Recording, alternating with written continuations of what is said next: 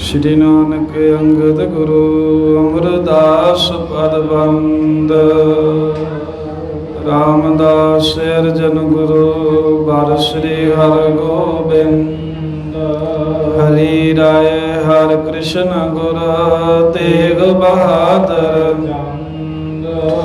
दसवें गोबिंद सिंह गुरु नौ चरण अरविंद।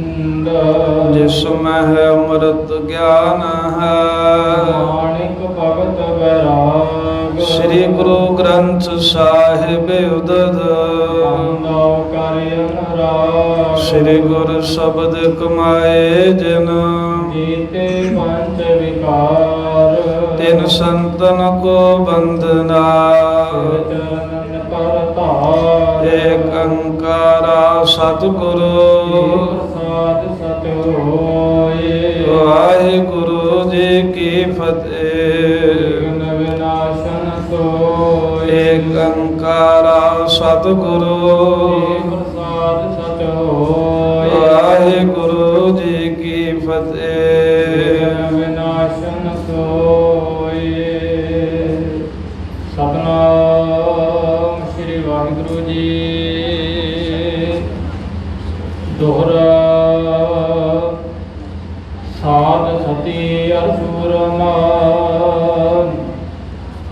ज्ञानी आओ गजदंत। ए मुख निकलियो न फिर।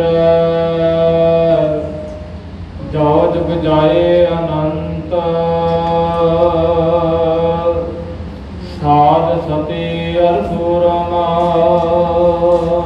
वाहिगुरु जी का खालसा वाहिगुरु जी की फतेह। परम सन्मान जोग चवर छत्र तखत दे मालक। प्रगट गुरां की देह प्रतख हर। धन धन सतगुरु श्री गुरु ग्रंथ साहिब महाराज जी दी परम पवित्र सत संगत हजूरी दे अंदर साहिब सतगुरु श्री गुरु तेग बहादुर साहिब महाराज बचना दे बली देख तेग दे तनी शांति दे पुंज परोपकारी तिलक जंजू दे राखे।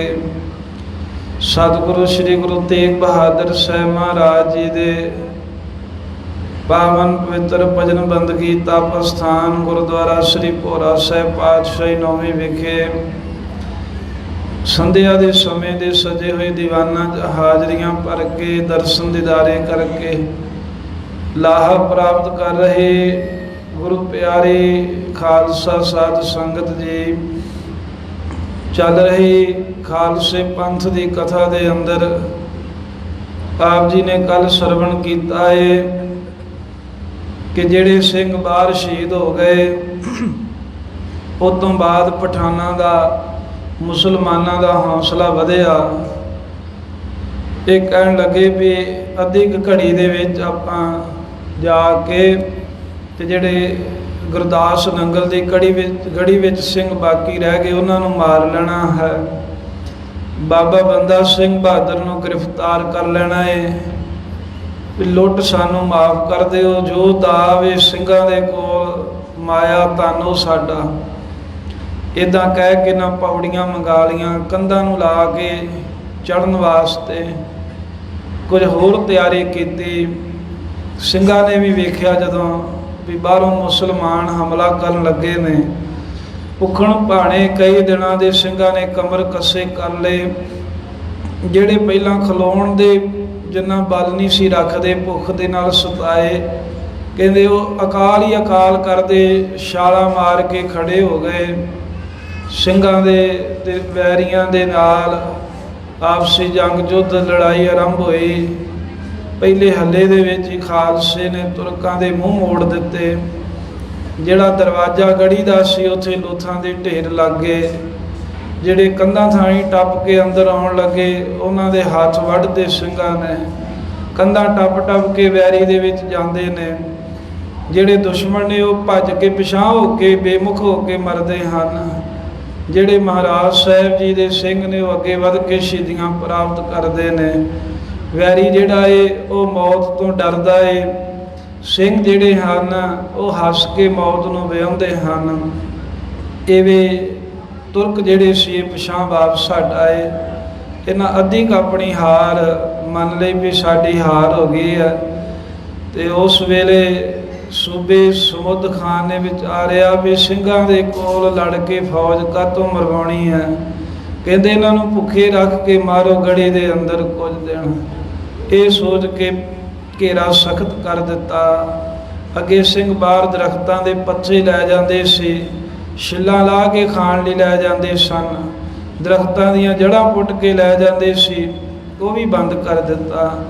ਅੰਦਰ ਵੀ ਕਿਸੇ ਦਰਖਤ ਤੇ ਪੱਤਾ ਨਾ ਰਿਹਾ, ਨਾ ਕੋਈ ਘਾਹ ਫੂਸ ਸਿੰਘਾਂ ਨੇ ਛੱਡਿਆ। ਦਰਖਤਾਂ ਦੀਆਂ ਛਿੱਲਾਂ ਤਿੱਕਰ ਖਾ ਗਏ।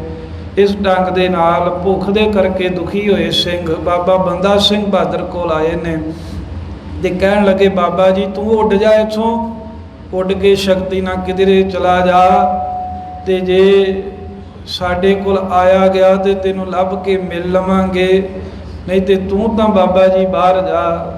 ਤੇ ਸੁਣ ਕੇ ਬਾਬਾ ਬੰਦਾ ਸਿੰਘ ਜੀ ਬਹਾਦਰ ਕਹਿਣ ਲੱਗੇ, ਆਪ ਹੀ ਤੁਸੀਂ ਮੈਨੂੰ ਕਿਹਾ ਸੀ ਵੀ ਬਾਬਾ ਤੂੰ ਉੱਡ ਕੇ ਭੱਜ ਜਾਣਾ ਏ, ਸਾਡਾ ਕੌਣ ਵਾਲੀ ਵਾਰਸ ਹੈ। ਤੇ ਕਹਿੰਦੇ ਵੀ ਹੁਣ ਆਪ ਹੀ ਮੈਨੂੰ ਆਪਣੇ ਬਚਨ ਤੋਂ ਝੂਠਾ ਪਾਉਣ ਲਈ ਕਹਿ ਰਹੇ ਹੋ ਵੀ ਭੱਜ ਜਾ। ਇਹ ਗੱਲ ਨਹੀਂ ਬਾਬਾ ਬੰਦਾ ਸਿੰਘ ਜੀ ਕਹਿੰਦੇ ਹੁਣ ਹੁਣੇ ਸ਼ਹੀਦੀ ਪਾਵਾਂਗਾ, ਇਹ ਬਚਨ ਕੀਤਾ ਸੀ, ਹੁਣ ਸ਼ਹੀਦ ਹੋਵਾਂਗਾ, ਮੈਦਾਨ ਛੱਡ ਕੇ ਨਹੀਂ ਜਾਵਾਂਗਾ। ਇਹ ਆਪਾਂ ਪ੍ਰਸੰਗ ਕੱਲ ਸਰਵਣ ਕੀਤਾ ਏ। ਜਿਵੇਂ ਬਾਬਾ ਬੰਦਾ ਸਿੰਘ ਬਹਾਦਰ ਜੀ ਕੁਝ ਉਦਾਹਰਨਾਂ ਦੇ ਕੇ ਸਿੰਘਾਂ ਨੂੰ ਸਮਝਾਉਂਦੇ ਨੇ ਵੀ ਕਿੰਨਾ ਕਿੰਨਾ ਨੇ ਇੱਕ ਵਾਰਾਂ ਜੇ ਜ਼ੁਬਾਨ ਤੋਂ ਬਚਨ ਕਰਤਾ ਫੇਰ ਉਹ ਪਿਛਾਂਹ ਨਹੀਂ ਹਟੇ, ਤੇ ਮੈਂ ਵੀ ਤੁਹਾਨੂੰ ਛੱਡ ਕੇ ਪਿਛਾਂਹ ਨਹੀਂ ਹਟਾਂਗਾ। ਆਓ ਇਹ ਪਾਵਨ ਇਤਿਹਾਸ ਸਰਵਣ ਕਰਨ ਦੇ ਲਈ ਇਕਾਗਰਤਾ ਬਖਸ਼ੀਏ। ਮਹਾਰਾਜ ਸਾਹਿਬ ਗੁਰੂ ਕੇ ਪੰਥ ਦੇ ਚਰਨ ਕਮਲਾਂ ਦਾ ਧਰੋ ਧਿਆਨ, ਰਸਨਾ ਕਰੋ ਪਵਿੱਤਰ ਲਵਾਓ ਹਾਜ਼ਰੇ। ਸਾਰੀ ਸੰਗਤ ਆਖੋ ਸਤਨਾਮ ਸ੍ਰੀ ਵਾਹਿਗੁਰੂ ਸਾਹਿਬ ਜੀ। ਸਤਨਾਮ ਸ੍ਰੀ ਵਾਹਿਗੁਰੂ ਸਾਹਿਬ ਜੀ। ਦੋਹਰਾ ਸਾਧ ਸਤੀ ਅਰ ਸੂਰਮਾ ਗਿਆਨੀ ਆਓ ਗਜਦੰਤ। ਬਾਬਾ ਬੰਦਾ ਸਿੰਘ ਬਹਾਦਰ ਜੀ ਕਹਿਣ ਲੱਗੇ, ਖਾਲਸਾ ਜੀ ਤੁਸੀਂ ਮੈਨੂੰ ਝੂਠਿਆ ਪਾਇਆ ਚਾਹੁੰਦੇ ਹੋ, ਪਰ ਹੁਣ ਮੈਂ ਝੂਠਾ ਨਹੀਂ ਹੋਵਾਂਗਾ। ਕਿਉਂਕਿ ਜਿਹੜਾ ਸਾਧੂ ਹੁੰਦਾ ਏ ਅਤੇ ਜਿਹੜੀ ਸਤੀ ਹੁੰਦੀ ਹੈ, ਜਿਹਨੇ ਪ੍ਰਣ ਕਰ ਲਿਆ ਵੀ ਮੈਂ ਪਤੀ ਤੋਂ ਬਗੈਰ ਨਹੀਂ ਬਚਣਾ, ਉਹਦੀ ਚਿਖਾ ਜੀ ਸੜ ਕੇ ਮਰ ਜਾਵਾਂ। ਕਿਉਂਕਿ ਛਤਰੀ ਲੋਕ ਜੰਗ ਜੁੱਧ ਕਰਦੇ ਹੁੰਦੇ ਸੀ ਨਾ, ਉਹ ਪਹਿਲਾਂ ਹੀ ਪ੍ਰਣ ਕਰ ਲੈਂਦੇ ਸੀ ਵੀ ਜੇ ਮੈਂ ਸ਼ਹੀਦੀ ਪਾ ਗਿਆ ਤੇ ਵੈਰੀ ਤੇਰੀ ਇੱਜ਼ਤ ਰੋਲੇਗਾ, ਤੂੰ ਮੇਰੇ ਨਾਲ ਹੀ ਕਹਿੰਦੇ ਵੀ ਸਤੀ ਹੋ ਜਾਈਂ। ਇਹ ਉਹਨਾਂ ਦੀ ਗੱਲ ਕਰ ਰਹੇ ਨੇ ਬਾਬਾ ਜੀ। ਪਹਿਲਿਆਂ ਸਮਿਆਂ 'ਚ ਇੱਦਾਂ ਹੁੰਦਾ ਸੀ, ਹੁਣ ਨਹੀਂ।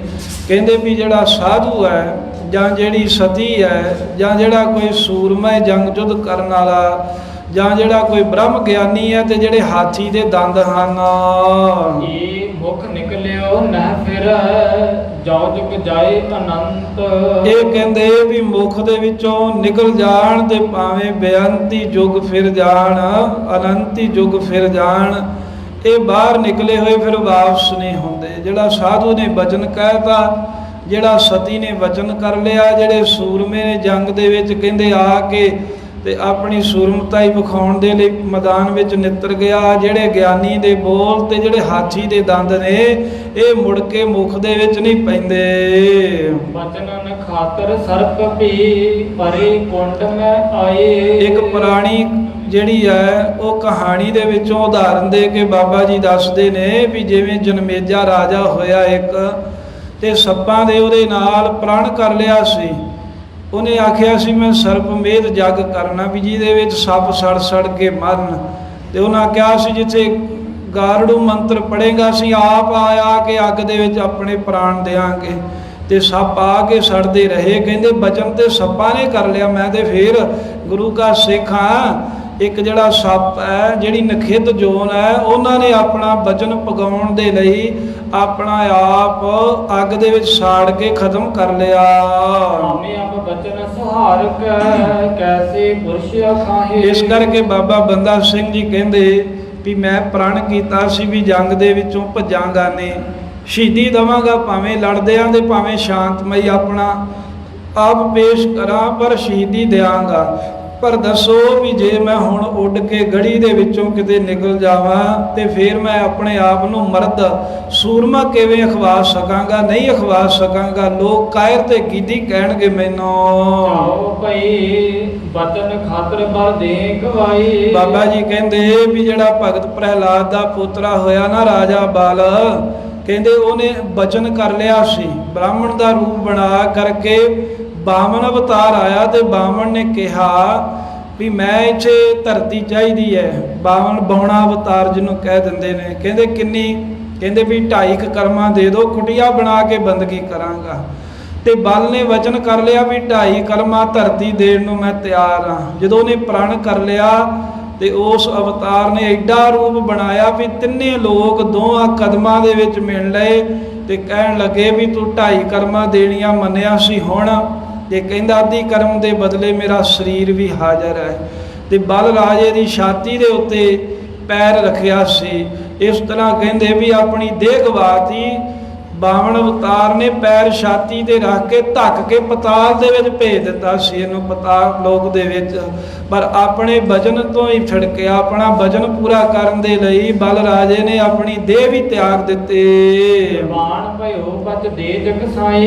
ਤੇ ਕਹਿੰਦੇ ਇਸੇ ਤਰ੍ਹਾਂ ਜਿਹੜਾ ਬਲ ਰਾਜਾ ਸੀ ਨਾ, ਇਹਦੀ ਭਗਤੀ ਇਹਦੀ ਸ਼ਰਧਾ ਵੇਖ ਕੇ ਇਹਦੇ ਪਰਮੇਸ਼ਰ ਕਹਿੰਦੇ ਖੁਸ਼ ਹੋ ਕੇ ਕਹਿਣ ਲੱਗਾ ਵੀ ਮੰਗ ਕੀ ਮੰਗਦਾ ਹੈ? ਕਹਿੰਦਾ ਮਹਾਰਾਜ ਮੇਰੇ ਦਰਵਾਜ਼ੇ ਤੇ ਤੁਸੀਂ ਰਖਵਾਲੇ ਹੋਵੋ।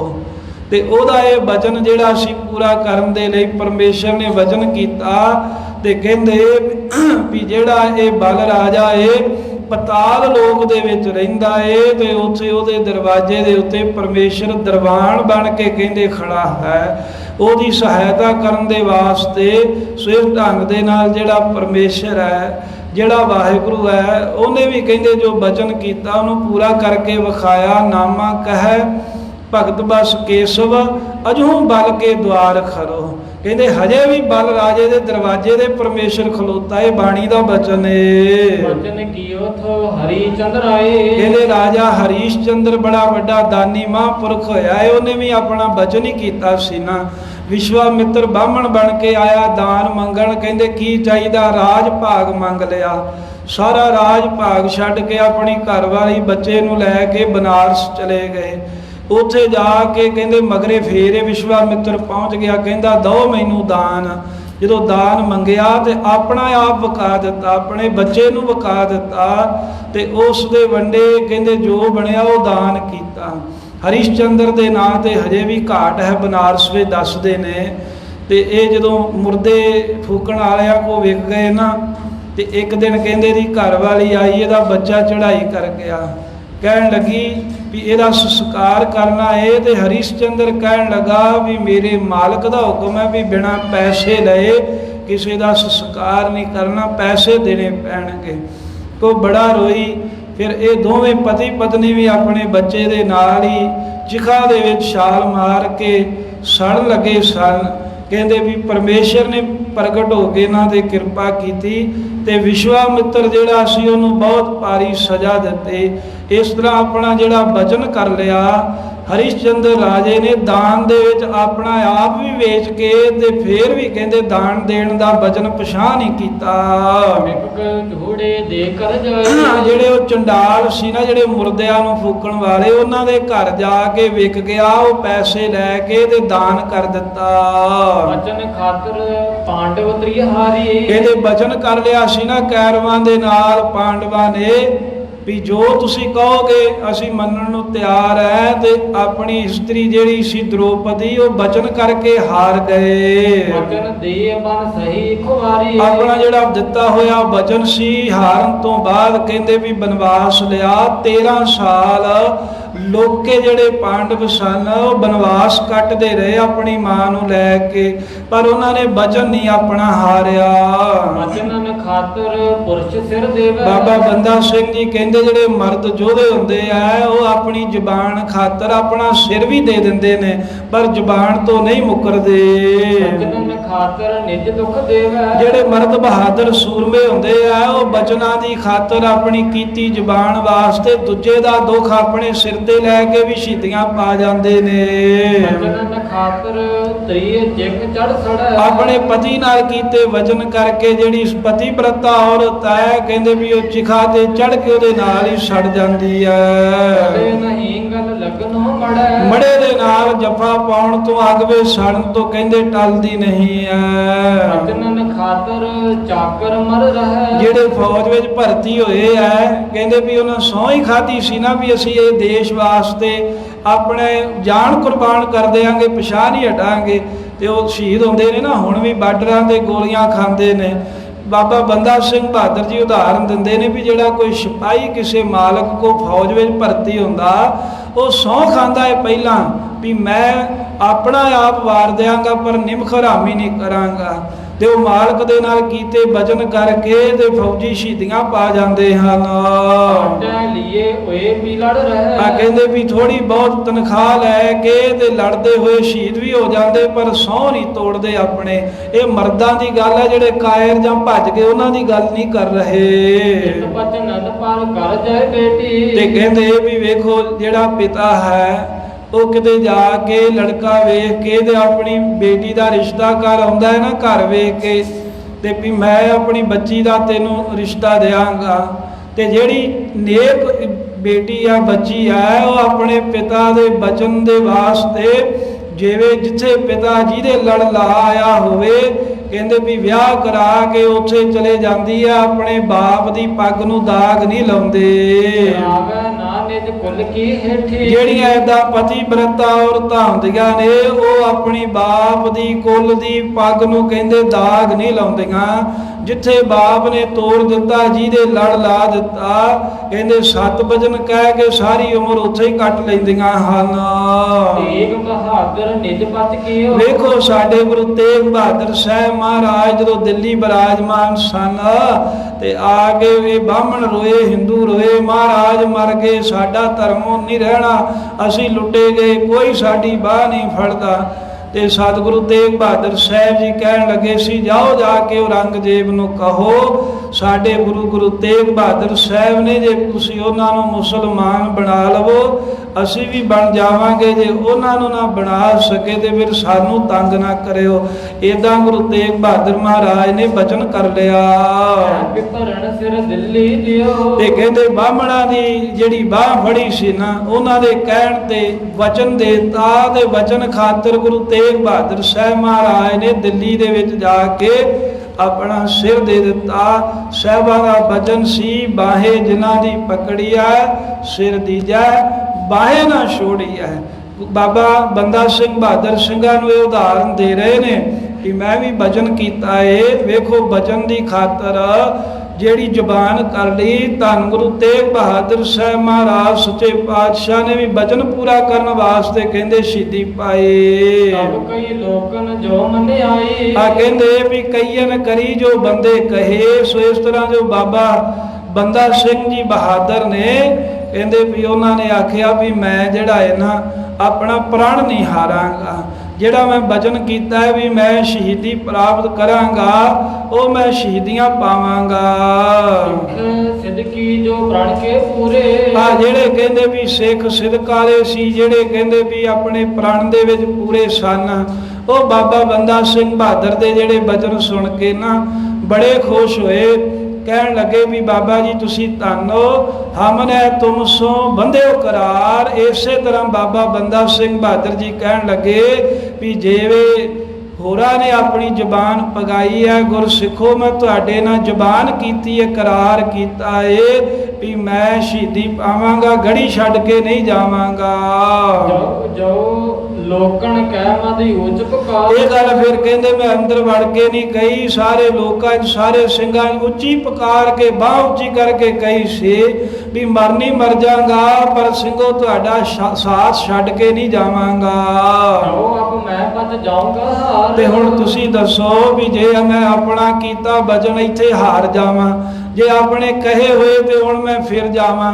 ਜਿੱਦਾਂ ਤੁਸੀਂ ਕਹਿੰਦੇ ਹੋ ਵੀ ਉੱਡ ਕੇ ਚਲਾ ਜਾ ਗੜੀ ਦੇ ਵਿੱਚੋਂ, ਤੇ ਕਹਿੰਦੇ ਜੇ ਮੈਂ ਆਪਣਾ ਹੁਣ ਬਚਨ ਹਾਰ ਗਿਆ, ਢੋਈ ਉਸ ਮਿਲਿਆ ਦਰਬਾਰ। ਦੱਸੋ ਮੈਨੂੰ ਗੁਰੂ ਮਹਾਰਾਜ ਦੇ ਸੱਚਖੰਡ ਦਰਬਾਰ ਦੇ ਵਿੱਚ ਢੋਈ ਕਿਵੇਂ ਨਸੀਬ ਹੋਏਗੀ? ਕਹਿਣਗੇ ਨਾ ਮਹਾਰਾਜ ਵੀ ਉਹ ਤੂੰ ਵੀ ਬੰਦਾ ਹੈ, ਵੀ ਜ਼ਬਾਨ ਕਰਕੇ ਮੁੱਕਰ ਗਿਆ। ਇਸ ਕਰਕੇ ਬਾਬਾ ਜੀ ਕਹਿੰਦੇ ਮੈਂ ਗੜੀ ਛੱਡ ਕੇ ਨਹੀਂ ਜਾਣਾ, ਮੈਂ ਸ਼ਹੀਦੀ ਪਾਵਾਂਗਾ। ਹੋਰ ਸਿੱਖ ਜਿ ਸਿੱਧਕੀ ਥੇ ਰਹੇ, ਤਿੰਨ ਚਿਤ ਜਾਉ ਲਈ ਧਾਰ। ਜਦੋਂ ਬਾਬਾ ਬੰਦਾ ਸਿੰਘ ਬਹਾਦਰ ਦਾ ਐਸਾ ਸਿਦਕ ਵੇਖਿਆ, ਤੇ ਜਿਹੜੇ ਸਿਦਕੀ ਸਿੰਘ ਸਨ, ਜਿਹੜੇ ਪਿਆਰ ਵਾਲੇ ਸੀ, ਉਹਨਾਂ ਨੇ ਵੀ ਆਪਣੇ ਚਿੱਤ ਦੇ ਵਿੱਚ ਇਦਾਂ ਨਿਰਣਾ ਕਰ ਲਿਆ, ਇਦਾਂ ਧਾਰ ਲਿਆ। ਔਰ ਬਾਤ ਅਬ ਨਹਿ ਭਲੀ, ਭਲੀ ਮੌਤ ਇਸ ਨਾਲ। ਕਹਿੰਦੇ ਹੁਣ ਆਪਾਂ ਨੂੰ ਵੀ ਹੋਰ ਕੋਈ ਗੱਲ ਨਹੀਂ ਚੰਗੀ, ਜੇ ਬਾਬਾ ਬੰਦਾ ਸਿੰਘ ਬਹਾਦਰ ਆਪਣੀ ਜਾਨ ਪਿਆਰੀ ਨਹੀਂ ਸਮਝਦਾ, ਤੇ ਸਾਡੇ ਲਈ ਵੀ ਕਹਿੰਦੇ ਵੀ ਭੱਜ ਕੇ ਜਾਣਾ ਜਾਂ ਸਾਥ ਛੱਡਣਾ, ਇਹ ਕੋਈ ਵੀ ਗੱਲ ਚੰਗੀ ਨਹੀਂ। ਹੁਣ ਤਾਂ ਬਾਬਾ ਬੰਦਾ ਸਿੰਘ ਬਹਾਦਰ ਦੇ ਨਾਲ ਹੀ ਰਵਾਂਗੇ, ਭਾਵੇਂ ਪ੍ਰਾਣ ਬਚ ਜਾਣ ਤੇ ਭਾਵੇਂ ਸ਼ਹੀਦੀ ਪਾ ਲਈਏ, ਦਾ ਸਾਥ ਨਹੀਂ ਛੱਡਾਂਗੇ। ਭੁੱਖਣ ਕੇ ਤਨ ਸੁਖ ਗਏ, ਰਹੇ ਸੁਸਕਤ ਪ੍ਰਾਣ। ਸਾਧ ਸੰਗਤ, ਭਾਈ ਰਤਨ ਸਿੰਘ ਜੀ ਭੰਗੋ ਜਿਹੜੇ ਗੜੀ ਦੇ ਵਿੱਚ ਸਿੰਘ ਸਨ, ਉਹਨਾਂ ਦੀ ਭੁੱਖ ਦੇ ਨਾਲ ਜੋ ਹਾਲਤ ਹੋਈ ਉਹਦਾ ਥੋੜਾ ਜਿਹਾ ਵੇਰਵਾ ਦਿੰਦੇ ਨੇ। ਕਹਿੰਦੇ ਬਾਹਰੋਂ ਤੁਰਕਾਂ ਨੇ ਘੇਰਾ ਸਖਤ ਕੀਤਾ ਹੈ, ਰਸਤ ਅੰਦਰ ਕੋਈ ਜਾਂਦੀ ਨਹੀਂ। ਸਿੰਘਾਂ ਦੇ ਜਿਹੜੇ ਤਨ ਨੇ ਉਹ ਭੁੱਖ ਦੇ ਨਾਲ ਬਿਲਕੁਲ ਐਨ ਸੁੱਕ ਗਏ ਨੇ, ਹੱਟ ਨਿਕਲ ਆਏ ਆ, ਚੰਮ ਸੁੱਕ ਗਿਆ ਏ, ਸਿਸਕਦੇ ਹਨ। ਬਸ ਵੇਖਣ ਨੂੰ ਇਉਂ ਲੱਗਦਾ ਵੀ ਪ੍ਰਾਣ ਹੈਗੇ ਨੇ, ਪਰ ਉਂਝ ਪਿੰਜਰ ਬਣ ਗਿਆ ਏ। ਰੱਖੀ ਨਾ ਹਿੰਮਤ ਸਿੱਖਾਂ ਨੇ, ਤੁਰਕ ਢੁਕੇ ਟਿਕਿਆ। ਜਦੋਂ ਤੁਰਕਾਂ ਨੇ ਵੇਖਿਆ ਵੀ ਜਿਹੜੇ ਸਿੰਘ ਆ ਵੀ ਜਿੱਥੇ ਕੋਈ ਲੰਮੇ ਪਿਆ ਏ ਉੱਥੇ ਲੰਮੇ ਹੀ ਪਿਆ ਰਹਿੰਦਾ, ਜੇ ਕੋਈ ਖਲੋਂਦਾ ਏ ਤੇ ਉਹ ਵੀ ਕਿਸੇ ਦਾ ਸਹਾਰਾ ਲੈ ਕੇ, ਵੀ ਸਿੰਘ ਭੁੱਖ ਦੇ ਨਾਲ ਇੰਨੇ ਦੁਖੀ ਹੋ ਗਏ ਵੀ ਇਹਨਾਂ 'ਚ ਜਾਨ, ਇਹਨਾਂ 'ਚ ਸਾਹ, ਇਹਨਾਂ 'ਚ ਪ੍ਰਾਣ ਨਹੀਂ ਬਚੇ, ਤੇ ਆਪਾਂ ਨੇੜੇ ਹੋ ਕੇ ਸਿੰਘਾਂ ਦੇ ਉੱਤੇ ਹਮਲਾ ਕਰੀਏ। ਇਦਾਂ ਇਹਨਾਂ ਨੇ ਨੀਤੀ ਵਰਤੀ। ਅਬਦੁਲ ਸਮੁੱਦ ਖਾਨ ਦੇ ਕਹਿਣ ਤੇ ਸਿਪਾਹੀ ਜਿਹੜੇ ਸੀ ਕਿਲੇ ਦੇ ਨੇੜੇ ਆਏ। ਆਓ ਭਈ ਤਾਓ ਢੇਕ ਢੁਕ ਉਨ ਪਾਇਓ ਘੇਰੋ। ਆਏ ਤਾਂ ਸਿਪਾਹੀਆਂ ਨੇ, ਫੌਜਾਂ ਨੇ ਗੁਰਦਾਸ ਨੰਗਲ ਦੀ ਗੜੀ ਦੇ ਨੇੜੇ ਹੋ ਕੇ ਘੇਰਾ ਪਾ ਲਿਆ। ਨੀਹਰ ਕੰਧ ਟੁਕ ਬੈਠ ਫਿਰੋ। ਜਿੱਥੇ ਕੰਧ ਹੈ ਨਾ ਬਾਹਰ ਕੱਚੀ ਬਣੀ ਹੋਈ, ਇਹ ਤੋਂ ਅੱਗੇ ਨਹੀਂ ਹਜੇ ਵੀ ਆਏ ਡਰਦੇ ਨੇ, ਭਾਵੇਂ ਵੇਖ ਵੀ ਲਿਆ ਵੀ ਸਿੰਘਾਂ ਦੇ ਵਿੱਚ ਪ੍ਰਾਣ ਨਹੀਂ ਹਨ, ਪਰ ਫੇਰ ਵੀ ਡਰਦੇ ਆ ਗੜੀ ਦੇ ਨੇੜੇ ਪਹੁੰਚੇ ਨੇ, ਜਿੱਥੇ ਬਾਹਰ ਪੱਧਰਾ ਥਾਂ ਏ, ਇੱਥੇ ਇਹਨਾਂ ਨੇ ਆਪਣੇ ਆ ਕੇ ਡੇਰੇ ਲਾ ਲਏ। ਉਹ ਸੁਣਿਓ ਅਬ ਭੂਖ ਕਹਾਣੀ। ਕਹਿੰਦੇ ਵੀ ਉਹ ਭੁੱਖ ਦੀ ਜਿਹੜੀ ਦਾਸਤਾਨ ਹੈ ਨਾ, ਜਿਹੜੀ ਗੱਲ ਹੋ ਕੇ ਰਹੀ ਹੈ, ਜਦੋਂ ਭੁੱਖ ਸਤਾਉਂਦੀ ਆ ਤੇ ਉਦੋਂ ਕੀ ਹਾਲਤ ਹੋ ਜਾਂਦੀ ਆ ਬੰਦੇ ਦੀ। ਬਾਬਾ ਗਿਆਨੀ ਭਾਈ ਰਤਨ ਸਿੰਘ ਜੀ ਭੰਗੂ ਕਹਿੰਦੇ ਖਾਲਸਾ ਜੀ, ਗੁਰਦਾਸ ਨੰਗਲ ਗੜੀ ਦੇ ਵਿੱਚ ਜੋ ਸਿੱਖਾਂ ਨੂੰ ਭੁੱਖ ਨੇ ਤੰਗ ਕੀਤਾ, ਉਹ ਤੁਹਾਨੂੰ ਦਾਸਤਾਨ ਦੱਸਦਾ ਹਾਂ। ਗੁਰਦਾਸਪੁਰ ਅਹਿਮਦ ਜਿਵੇਂ ਬਿਹਾਨੀ। ਜਿਵੇਂ ਗੁਰਦਾਸਪੁਰ ਦੇ ਅੰਦਰ ਗੁਰਦਾਸ ਨੰਗਲ ਦੀ ਗੜੀ ਦੇ ਵਿੱਚ ਦੁਨੀ ਚੰਦ ਦੇ ਅਹਾਤੇ ਦੇ ਵਿੱਚ ਸਿੰਘਾਂ ਦੇ ਉੱਤੇ ਸਮਾਂ ਬੀਤਿਆ, ਜੈਸੀ ਕਹਿੰਦੇ ਸਿੰਘਾਂ ਦੇ ਉੱਤੇ ਬੀਤੀ ਬਿਪਤਾ ਪਈ ਉਹ ਸੁਣੋ। ਇੱਕ ਟੁਕੜੋ ਕੋਈ ਬਾਹਰੋਂ ਗੇਰ। ਆ ਕਹਿੰਦੇ ਸਿੰਘ ਅੰਦਰ ਇੰਨੇ ਭੁੱਖ ਨਾਲ ਆਏ ਨੇ ਵੀ ਜਿਹੜੇ ਬਾਹਰ ਤੁਰਕ ਕੰਧ ਦੇ ਨੇੜੇ ਆ ਕੇ ਘੇਰਾ ਪਾ ਕੇ ਬੈਠੇ ਨੇ ਨਾ, ਇਹ ਵੈਸੇ ਹੀ ਵੇਖਣ ਵਾਸਤੇ ਜੇ ਕੋਈ ਇੱਕ ਰੋਟੀ ਦਾ ਟੁਕੜਾ ਕਹਿੰਦੇ ਵੀ ਬਾਹਰੋਂ ਕੰਧ ਤੋਂ ਅੰਦਰ ਗੜੀ ਦੇ ਵਿੱਚ ਸੁੱਟਦੇ ਹਨ। ਕੋ ਚਿਮਰੇ ਚਾਰ ਚਪੇਰੇ। ਇੰਨੇ ਭੁੱਖ ਦੇ ਸਿੰਘ ਸਤਾਏ ਨੇ ਵੀ ਇੱਕ ਰੋਟੀ ਦਾ ਟੁਕੜਾ ਅੰਦਰ ਆਇਆ ਵੇਖ ਕੇ ਚਾਰ ਸਫੇਰੇ ਉਹਨੂੰ ਚੰਬੜ ਜਾਂਦੇ ਨੇ ਇੱਕ ਦੂਜੇ ਤੋਂ ਵੱਧ ਕੇ ਵੀ ਮੈਂ ਖਾ ਲਵਾਂ। ਗੁੜ ਸਾਜ ਕੋ ਪੁੱਛੈ ਨ ਬਾਤ। ਆ ਕਹਿੰਦੇ ਵੀ ਹੁਣ ਉਹ ਗੱਲ ਰਹਿ ਹੀ ਨਹੀਂ ਗਈ ਵੀ ਇਹ ਸੁੱਚਾ ਏ ਜਾਂ ਝੂਠਾ ਏ, ਇਹ ਕੋਈ ਬਾਤ ਪੁੱਛਦਾ ਹੀ ਨਹੀਂ। ਜਿਹੜੇ ਸਿੰਘ ਵਿਵੇਕੀ ਸਨ ਕਹਿੰਦੇ ਵੀ ਭੁੱਖ ਨੇ ਇੰਨਾ ਤੰਗ ਕਰ ਦਿੱਤਾ, 2-3 ਦਿਨ ਪ੍ਰਸ਼ਾਦਾ ਨਾ ਛਕੋ, ਸਾਧ ਸੰਗਤ ਸਰੀਰ ਦੀ ਐਸੀ ਹਾਲਤ ਹੋ ਜਾਏਗੀ ਵੀ ਪ੍ਰਾਣ ਜਿਹੜੇ ਹਨ ਉਹ ਜਾਂਦੇ ਹੀ ਦਿਖਣਗੇ। ਇਹ ਤਾਂ 7 ਮਹੀਨਿਆਂ ਦਾ ਘੇਰਾ ਪਿਆ ਏ ਤੇ ਕਈ ਮਹੀਨਿਆਂ ਦੇ ਸਿੰਘ ਭੁੱਖਣ ਭਾਣੇ ਦਰਖਤਾਂ ਦੇ ਪੱਤੇ ਖਾ ਕੇ ਗੁਜ਼ਾਰਾ ਕਰਦੇ ਸਨ। ਹੁਣ ਕੋਈ ਟੁਕੜਾ ਸੁੱਟਦਾ ਹੈ ਬਾਹਰੋਂ ਰੋਟੀ ਦਾ, ਤੇ ਸਿੰਘ ਜਿਹੜੇ ਆਏ ਨਹੀਂ ਵੇਖਦੇ ਵੀ ਇਹ ਸੁੱਚਾ ਕਿ ਝੂਠਾ ਏ। ਨੀਚੋ ਖੋਸ ਊਚਲੇ ਖਾਤ। ਆ ਉੱਚਾ ਨੀਵਾਂ ਸਾਰਾ ਭੇਦ ਮਿਟ ਗਿਆ। ਕਹਿੰਦੇ ਨੀਵਿਆਂ ਤੋਂ ਜਿਹੜੇ ਵੱਡੇ ਉਹ ਖੋ ਕੇ ਵੱਡਿਆਂ ਤੋਂ ਨਿੱਕੇ ਖੋ ਕੇ ਖਾਈ ਜਾਂਦੇ ਨੇ। ਖਰਬੂਜ ਕੋ ਖੋਪਰ ਪਗਾਹੇ। ਜੇ ਬਾਹਰੋਂ ਜਿਹੜੇ ਤੁਰਕ ਨੇ ਨਾ, ਇਹ ਕੋਈ ਹਦਵਾਣਿਆਂ ਦੇ, ਮਤੀਰਿਆਂ ਦੇ ਜਾਂ ਤਰਬੂਜਾਂ ਦੇ ਖਰਬੂਜਿਆਂ ਦੇ ਕਹਿੰਦੇ ਛਿੱਲੜ ਲਾ ਕੇ ਅੰਦਰ ਸੁੱਟਦੇ ਹਨ। ਇੱਕ ਇੱਕ ਪਰ ਗਿਰ 10-10 ਪਾਏ। ਇੱਕ ਇੱਕ ਛਿੱਲੜ ਆਈ ਵੇਖ ਕੇ 10-10 ਸਿੰਘ ਛਾਲਾਂ ਮਾਰਦੇ ਉੱਥੇ ਡਿੱਗ ਪੈਂਦੇ ਨੇ ਵੀ ਇਹ ਮੈਨੂੰ ਖਾਣ ਨੂੰ ਮਿਲ ਜੇ ਤੇ ਮੇਰੇ ਪ੍ਰਾਣ ਬਚ ਜਾਣ, ਮੇਰੇ ਸਰੀਰ 'ਚ ਹਿੰਮਤ ਪੈ ਜਾਵੇ। ਇੰਨੇ ਸਿੰਘ ਭੁੱਖ ਦੇ ਨਾਲ ਸਤਾਏ ਹਨ। ਕੋ ਨੀਚਿਓਂ ਟੁਕੜਾ ਦਿਖਾਵੇ। ਤੇ ਉੱਚਾ ਥਾਂ ਸੀ ਨਾ ਗੜੀ ਦੇ ਵਿੱਚ, ਤੇ ਬਾਹਰਲਾ ਇਲਾਕਾ ਨੀਵਾਂ ਏ, ਤੇ ਜਿਹੜੇ ਉੱਤੇ ਉੱਚੇ ਥਾਂ ਦੇ ਸਿੰਘ ਨੇ ਨਾ, ਉਹਨਾਂ ਨੂੰ ਵੇਖ ਕੇ ਜਿਹੜੇ ਬਾਹਰ ਤੁਰਕ ਨੇ ਉਹ ਕਈ ਵਾਰ ਸਿੰਘਾਂ ਨੂੰ ਰੋਟੀ ਦਾ ਟੁਕੜਾ ਵਿਖਾਉਂਦੇ ਨੇ। ਕਹਿੰਦੇ ਖਾਣੀ ਰੋਟੀ, ਪ੍ਰਸ਼ਾਦਾ ਲੈਣਾ? ਕਹਿੰਦੇ ਆ ਸਾਡੇ ਕੋਲ ਆ ਕੇ ਲੈ ਜਾ। ਕੰਧੋਂ ਡਿੱਗ ਡਿੱਗੀ ਉਸ ਵੱਲ ਪਾਵੇ। ਤੇ ਭੁੱਖ ਦੇ ਨਾਲ ਸਤਾਏ ਹੋਏ ਕਈ ਐਸੇ ਸਿੰਘ ਨੇ ਜਿਹੜੇ ਕੰਧ ਤੋਂ ਕਹਿੰਦੇ ਉਹ ਟੁਕੜੇ ਬਦਲੇ ਡਿੱਗ ਡਿੱਗ ਕੇ ਅੱਗੇ ਆਉਂਦੇ ਹਨ। ਰੋਟੀ ਸੋ ਉਨ ਚੰਦ ਦਿਸਾਵੇ। ਜੇ ਪੂਰਨਮਾਸ਼ੀ ਦਾ ਚੰਦਰਮਾ ਚੜ੍ਹਦਾ ਹੈ ਨਾ, ਗੋਲ ਹੁੰਦਾ ਹੈ ਨਾ ਚੰਦਰਮਾ, ਤੇ ਸਿੰਘਾਂ ਨੂੰ ਉਹ ਵੀ ਇਦਾਂ ਲੱਗਦਾ ਵੀ ਜਿਵੇਂ ਰੋਟੀ ਹੈ। ਰੋਟੀ ਦਾ ਜੇ ਕੋਈ ਨਾ ਹੀ ਲੈ ਦਿੰਦਾ ਤੇ ਸਾਰੇ ਉਧਰ ਨੂੰ ਹੋ ਕੇ ਵੇਖਣ ਲੱਗ ਪੈਂਦੇ ਵੀ ਰੋਟੀ ਕਿੱਥੇ ਹੈ, ਕਿਹੋ ਜੀ ਹੈ। ਐਸੀ ਹਾਲਤ ਹੋ ਗਈ ਸੀ ਵੀ ਰੋਟੀ ਜਿਹੜੀ ਆ ਉਹ ਭੁੱਲੀ ਗਈ ਹੈ। ਚੰਦਰਮਾ ਨੂੰ ਗੋਲ ਵੇਖ ਕੇ ਸਿੰਘ ਸਮਝਦੇ ਆ ਵੀ ਰੋਟੀ ਹੈ, ਤੇ ਖਾਣ ਵਾਸਤੇ ਆਪਣੇ ਹੱਥ ਜਦੋਂ ਅੱਗੇ ਨੂੰ ਕਰਦੇ ਹਨ। ਹਾਥੀ ਉਠਾਵੇ ਹੱਥ ਨਹੀਂ ਆਵੇ। ਕਹਿੰਦੇ ਵੀ ਹੱਥ ਤਾਂ ਚੁੱਕਦੇ ਨੇ ਪਰ ਹੱਥ ਵਿੱਚ ਨਹੀਂ ਆਉਂਦੀ। ਹੁਣ ਹੈ ਚੰਦਰਮਾ ਏ ਪਰ ਰੋਟੀ ਦਾ ਭੁਲੇਖਾ ਪੈਂਦਾ ਏ। ਭੁੱਖ ਦੇ ਸਤਾਏ ਹੋਏ ਸਿੰਘ ਹੱਥ ਤਾਂ ਕਰਦੇ ਆ ਪਰ ਹੱਥ ਦੇ ਵਿੱਚ ਚੰਦ ਨਹੀਂ ਆਉਂਦਾ। ਏਡੀ ਬਾਤੀ ਹਾਂ ਭੁੱਖ ਕੀ ਭਈ। ਭਾਈ ਰਤਨ ਸਿੰਘ ਜੀ ਕਹਿੰਦੇ ਵੀ ਭੁੱਖ ਦੇ ਨਾਲ ਜਿੰਨੀ ਕੁ ਉੱਥੇ ਬੁਰੀ ਹਾਲਤ ਹੋਈ ਨਾ, ਭੁੱਖ ਦੇ ਨਾਲ ਜਿੰਨਾ ਕੁ ਉੱਥੇ ਕਹਿੰਦੇ ਵੀ ਬੁਰਾ ਹਾਲ ਹੋਇਆ ਗੜੀ ਦੇ ਅੰਦਰ, ਉਹ ਸਭ ਹਮ ਤੇ ਲਿਖੀ ਨਾ ਗਈ। ਕਹਿੰਦੇ ਵੀ ਉਹ ਲਿਖਣ ਲੱਗਿਆ ਨਾ ਮੇਰੀ ਕਲਮ ਰੁਕ ਗਈ, ਮੇਰੇ ਅੱਖਾਂ ਦੇ ਵਿੱਚੋਂ ਹੰਝੂ ਆਉਂਦੇ ਨੇ, ਮੇਰੇ ਕੋ ਉਹ ਗੱਲ ਲਿਖੀ ਨਹੀਂ ਜਾਂਦੀ, ਉਹ ਮੈਂ ਲਿਖਣ ਤੋਂ ਕਹਿੰਦੇ ਵੀ ਅਸਮਰੱਥ ਹਾਂ। ਸੋ ਪੀ ਬੰਦਾ ਤੇ ਸੰਗ ਅੰਦਰ ਦੇ ਨ ਪੈਰ। ਹੁਣ ਭਾਵੇਂ ਸਿੰਘ ਕਹਿੰਦੇ ਵੀ ਭੁੱਖ ਕਰਕੇ ਤੇ ਬੇਹਾਲ ਹਨ, ਪਰ ਤੁਰਕ ਫੇਰ ਵੀ ਵੇਖ ਲੋ ਸਿੰਘਾਂ ਦਾ ਕਿੰਨਾ ਭੈ ਮੰਨਦੇ ਨੇ। ਵੀ ਪਤਾ ਹੈ ਵੀ ਰੋਟੀ ਤੋਂ ਬਗੈਰ ਇਹਦੇ ਡਿੱਗਦੇ ਫਿਰਦੇ ਹਨ, ਕਈ ਧਰਤੀ ਤੇ ਡਿੱਗੇ ਨੇ। ਗੜੀ ਦੇ ਬਾਹਰ ਆ ਕੇ ਨਾ ਤੁਰਕਾਂ ਨੇ ਘੇਰਾ ਜ਼ਰੂਰ ਪਾਇਆ ਏ, ਪਰ ਗੜੀ ਦੇ ਅੰਦਰ ਡਰਦੇ ਹੋਏ ਬਾਬਾ ਬੰਦਾ ਸਿੰਘ ਬਹਾਦਰ ਦੇ ਕੋਲੋਂ, ਸਿੰਘਾਂ ਦੇ ਕੋਲੋਂ ਅੰਦਰ ਪੈਰ ਨਹੀਂ ਹਾਲਾਂ ਪਾਉਂਦੇ। ਮਤ ਕਤ ਕਰੈ ਸੋ ਛਲ ਕੋ ਹੋਏ ਜਾਏ ਬਿੱਲੀਆਂ ਸ਼ੇਰ। ਆ ਜਦੋਂ ਕੋਈ ਆਂਦਾ ਨਾ ਚਲੋ ਵੀ ਸਿੰਘ ਹੁਣ ਭੁੱਖਣ ਭਾਣੇ ਆ ਵੀ ਆਪਾਂ ਅੰਦਰ ਹਮਲਾ ਕਰੀਏ, ਤੇ ਦੂਸਰਾ ਕਹਿੰਦਾ ਨਾ ਹੋਏ, ਏਦਾਂ ਨਾ ਹੋਵੇ ਵੀ ਮਤਾ ਕਿਤੇ ਸਿੰਘ ਸਾਡੇ ਨਾਲ ਛਲ ਕਰ ਰਹੇ ਹੋਣ, ਵੀ ਜਾਣ ਕੇ ਭੁੱਖੇ ਹੋਣ ਦਾ ਕਹਿੰਦੇ ਵੀ ਸਾਨੂੰ ਵਿਖਾ ਰਹੇ ਹੋਣ ਵੀ ਸਾਡੇ ਕੋਲ ਖਾਣ ਨੂੰ ਕੁਝ ਨਹੀਂ। ਤੇ ਇਦਾਂ ਨਾ ਹੋਵੇ ਜਿਹੜੇ ਸਿੰਘ ਹੁਣ ਬਿੱਲੀਆਂ ਵਰਗੇ ਲੱਗਦੇ ਨੇ, ਤੇ ਜਦੋਂ ਆਪਾਂ ਅੰਦਰ ਜਾਈਏ ਤੇ ਸਾਨੂੰ ਬੱਬਰ ਸ਼ੇਰ ਬਣ ਕੇ ਵਿਖਾਉਣ, ਵੀ ਸਿੰਘਾਂ ਦੀ ਕੋਈ ਚਾਲ ਨਾ ਹੋਵੇ, ਸਾਨੂੰ ਕਿਲੇ ਦੇ ਅੰਦਰ ਲੈ ਕੇ ਆਉਣ ਦੇ। ਇਸ ਕਰਕੇ ਕਈ ਡਰਦੇ ਨੇ ਵੀ ਸਿੰਘ ਸ਼ੇਰ ਦੇ ਵਾਂਗ ਨਾ ਬਣ ਜਾਣ ਜੇ ਅਸੀਂ ਅੰਦਰ ਗਏ। ਜਾਓ ਭਈ ਤਾਉ ਪੀ ਬੰਦੇ ਨਿਕਟ ਨ ਆਵੇ। ਸਿੰਘ ਜਿਹੜੇ ਹਨ ਭੁੱਖ ਦੇ ਨਾਲ ਬੇਹਾਲ ਨੇ, ਪਰ ਫੇਰ ਵੀ ਤੁਰਕਾਂ ਦੀ ਫੌਜ ਸਿੰਘਾਂ ਦੇ ਬਾਬਾ ਬੰਦਾ ਸਿੰਘ ਬਹਾਦਰ ਦੇ ਨੇੜੇ ਨਹੀਂ ਆਉਂਦੇ। ਜਾਨੀ ਵਨ ਭੁੱਖੋ ਬੰਦੋ ਹੀ ਖਾਵੇ। ਏਦਾਂ ਡਰਦੇ ਆ ਵੀ ਜੇ ਵਾਕਈ ਸਿੰਘ ਭੁੱਖੇ ਹੋਏ ਤੇ ਮਤਾ ਏਦਾਂ ਹੋਵੇ ਵੀ ਅਸੀਂ ਅੰਦਰ ਲੜਨ ਜਾਈਏ ਤੇ ਸਾਨੂੰ ਫੜ ਕੇ ਵੱਢ ਕੇ ਸਾਨੂੰ ਹੀ ਖਾ ਜਾਣ। ਬੰਦੇ ਤੇ ਜੋ ਕਦਰੈ ਤੁਰਕਾਨ। ਕਹਿੰਦੇ ਬਾਬਾ ਬੰਦਾ ਸਿੰਘ ਬਹਾਦਰ ਦੇ ਸਿੰਘਾਂ ਦੇ ਕੋਲੋਂ ਤੁਰਕ ਏਦਾਂ ਡਰਦੇ ਹਨ। ਮਰਿਓ ਸ਼ੇਰ ਮਤ ਲੈ ਉੱਠੇ ਪ੍ਰਾਣ। ਕਹਿੰਦੇ ਕੋਈ ਸ਼ੇਰ ਮਰਿਆ ਵੀ ਪਿਆ ਹੋਵੇ ਤੇ ਮਾੜਾ ਜਿਹਾ ਸਹਿਕਦਾ ਹੋਵੇ ਨਾ, ਤੇ ਉਹਦੇ ਨੇੜੇ ਜਾਣ ਤੋਂ ਡਰਦੇ ਨੇ ਵੀ ਏਦਾਂ ਨਾ ਹੋਵੇ ਵੀ ਅਸੀਂ ਨੇੜੇ ਜਾਈਏ ਤੇ ਸ਼ੇਰ ਉੱਠ ਕੇ ਸਾਨੂੰ ਖਾ ਹੀ ਜਾਵੇ। ਮਰੇ ਹੋਏ ਸ਼ੇਰ ਦੇ ਲਾਗੇ ਵੀ, ਮਰਿਆ ਸੱਪ ਵੀ ਹੋਵੇ ਨਾ ਤੇ ਲੋਕ ਉਹਨੂੰ ਵੀ ਹੱਥ ਲਾਉਣ ਲੱਗਿਆ ਡਰਦੇ ਆ, ਭਾਵੇਂ ਮਰਿਆ ਹੋਵੇ। ਮਰਿਆ ਸ਼ੇਰ ਹੋਵੇ ਉਹਦੇ ਲਾਗੇ ਜਾਣ ਤੋਂ ਵੀ ਲੋਕ ਡਰਦੇ ਨੇ ਵੀ ਮਤਾ ਇਹ ਕਿਤੇ ਸਾਡੇ ਪ੍ਰਾਣ ਹੀ ਨਾ ਉੱਠ ਕੇ ਲੈਂਦਾ ਹੋਵੇ।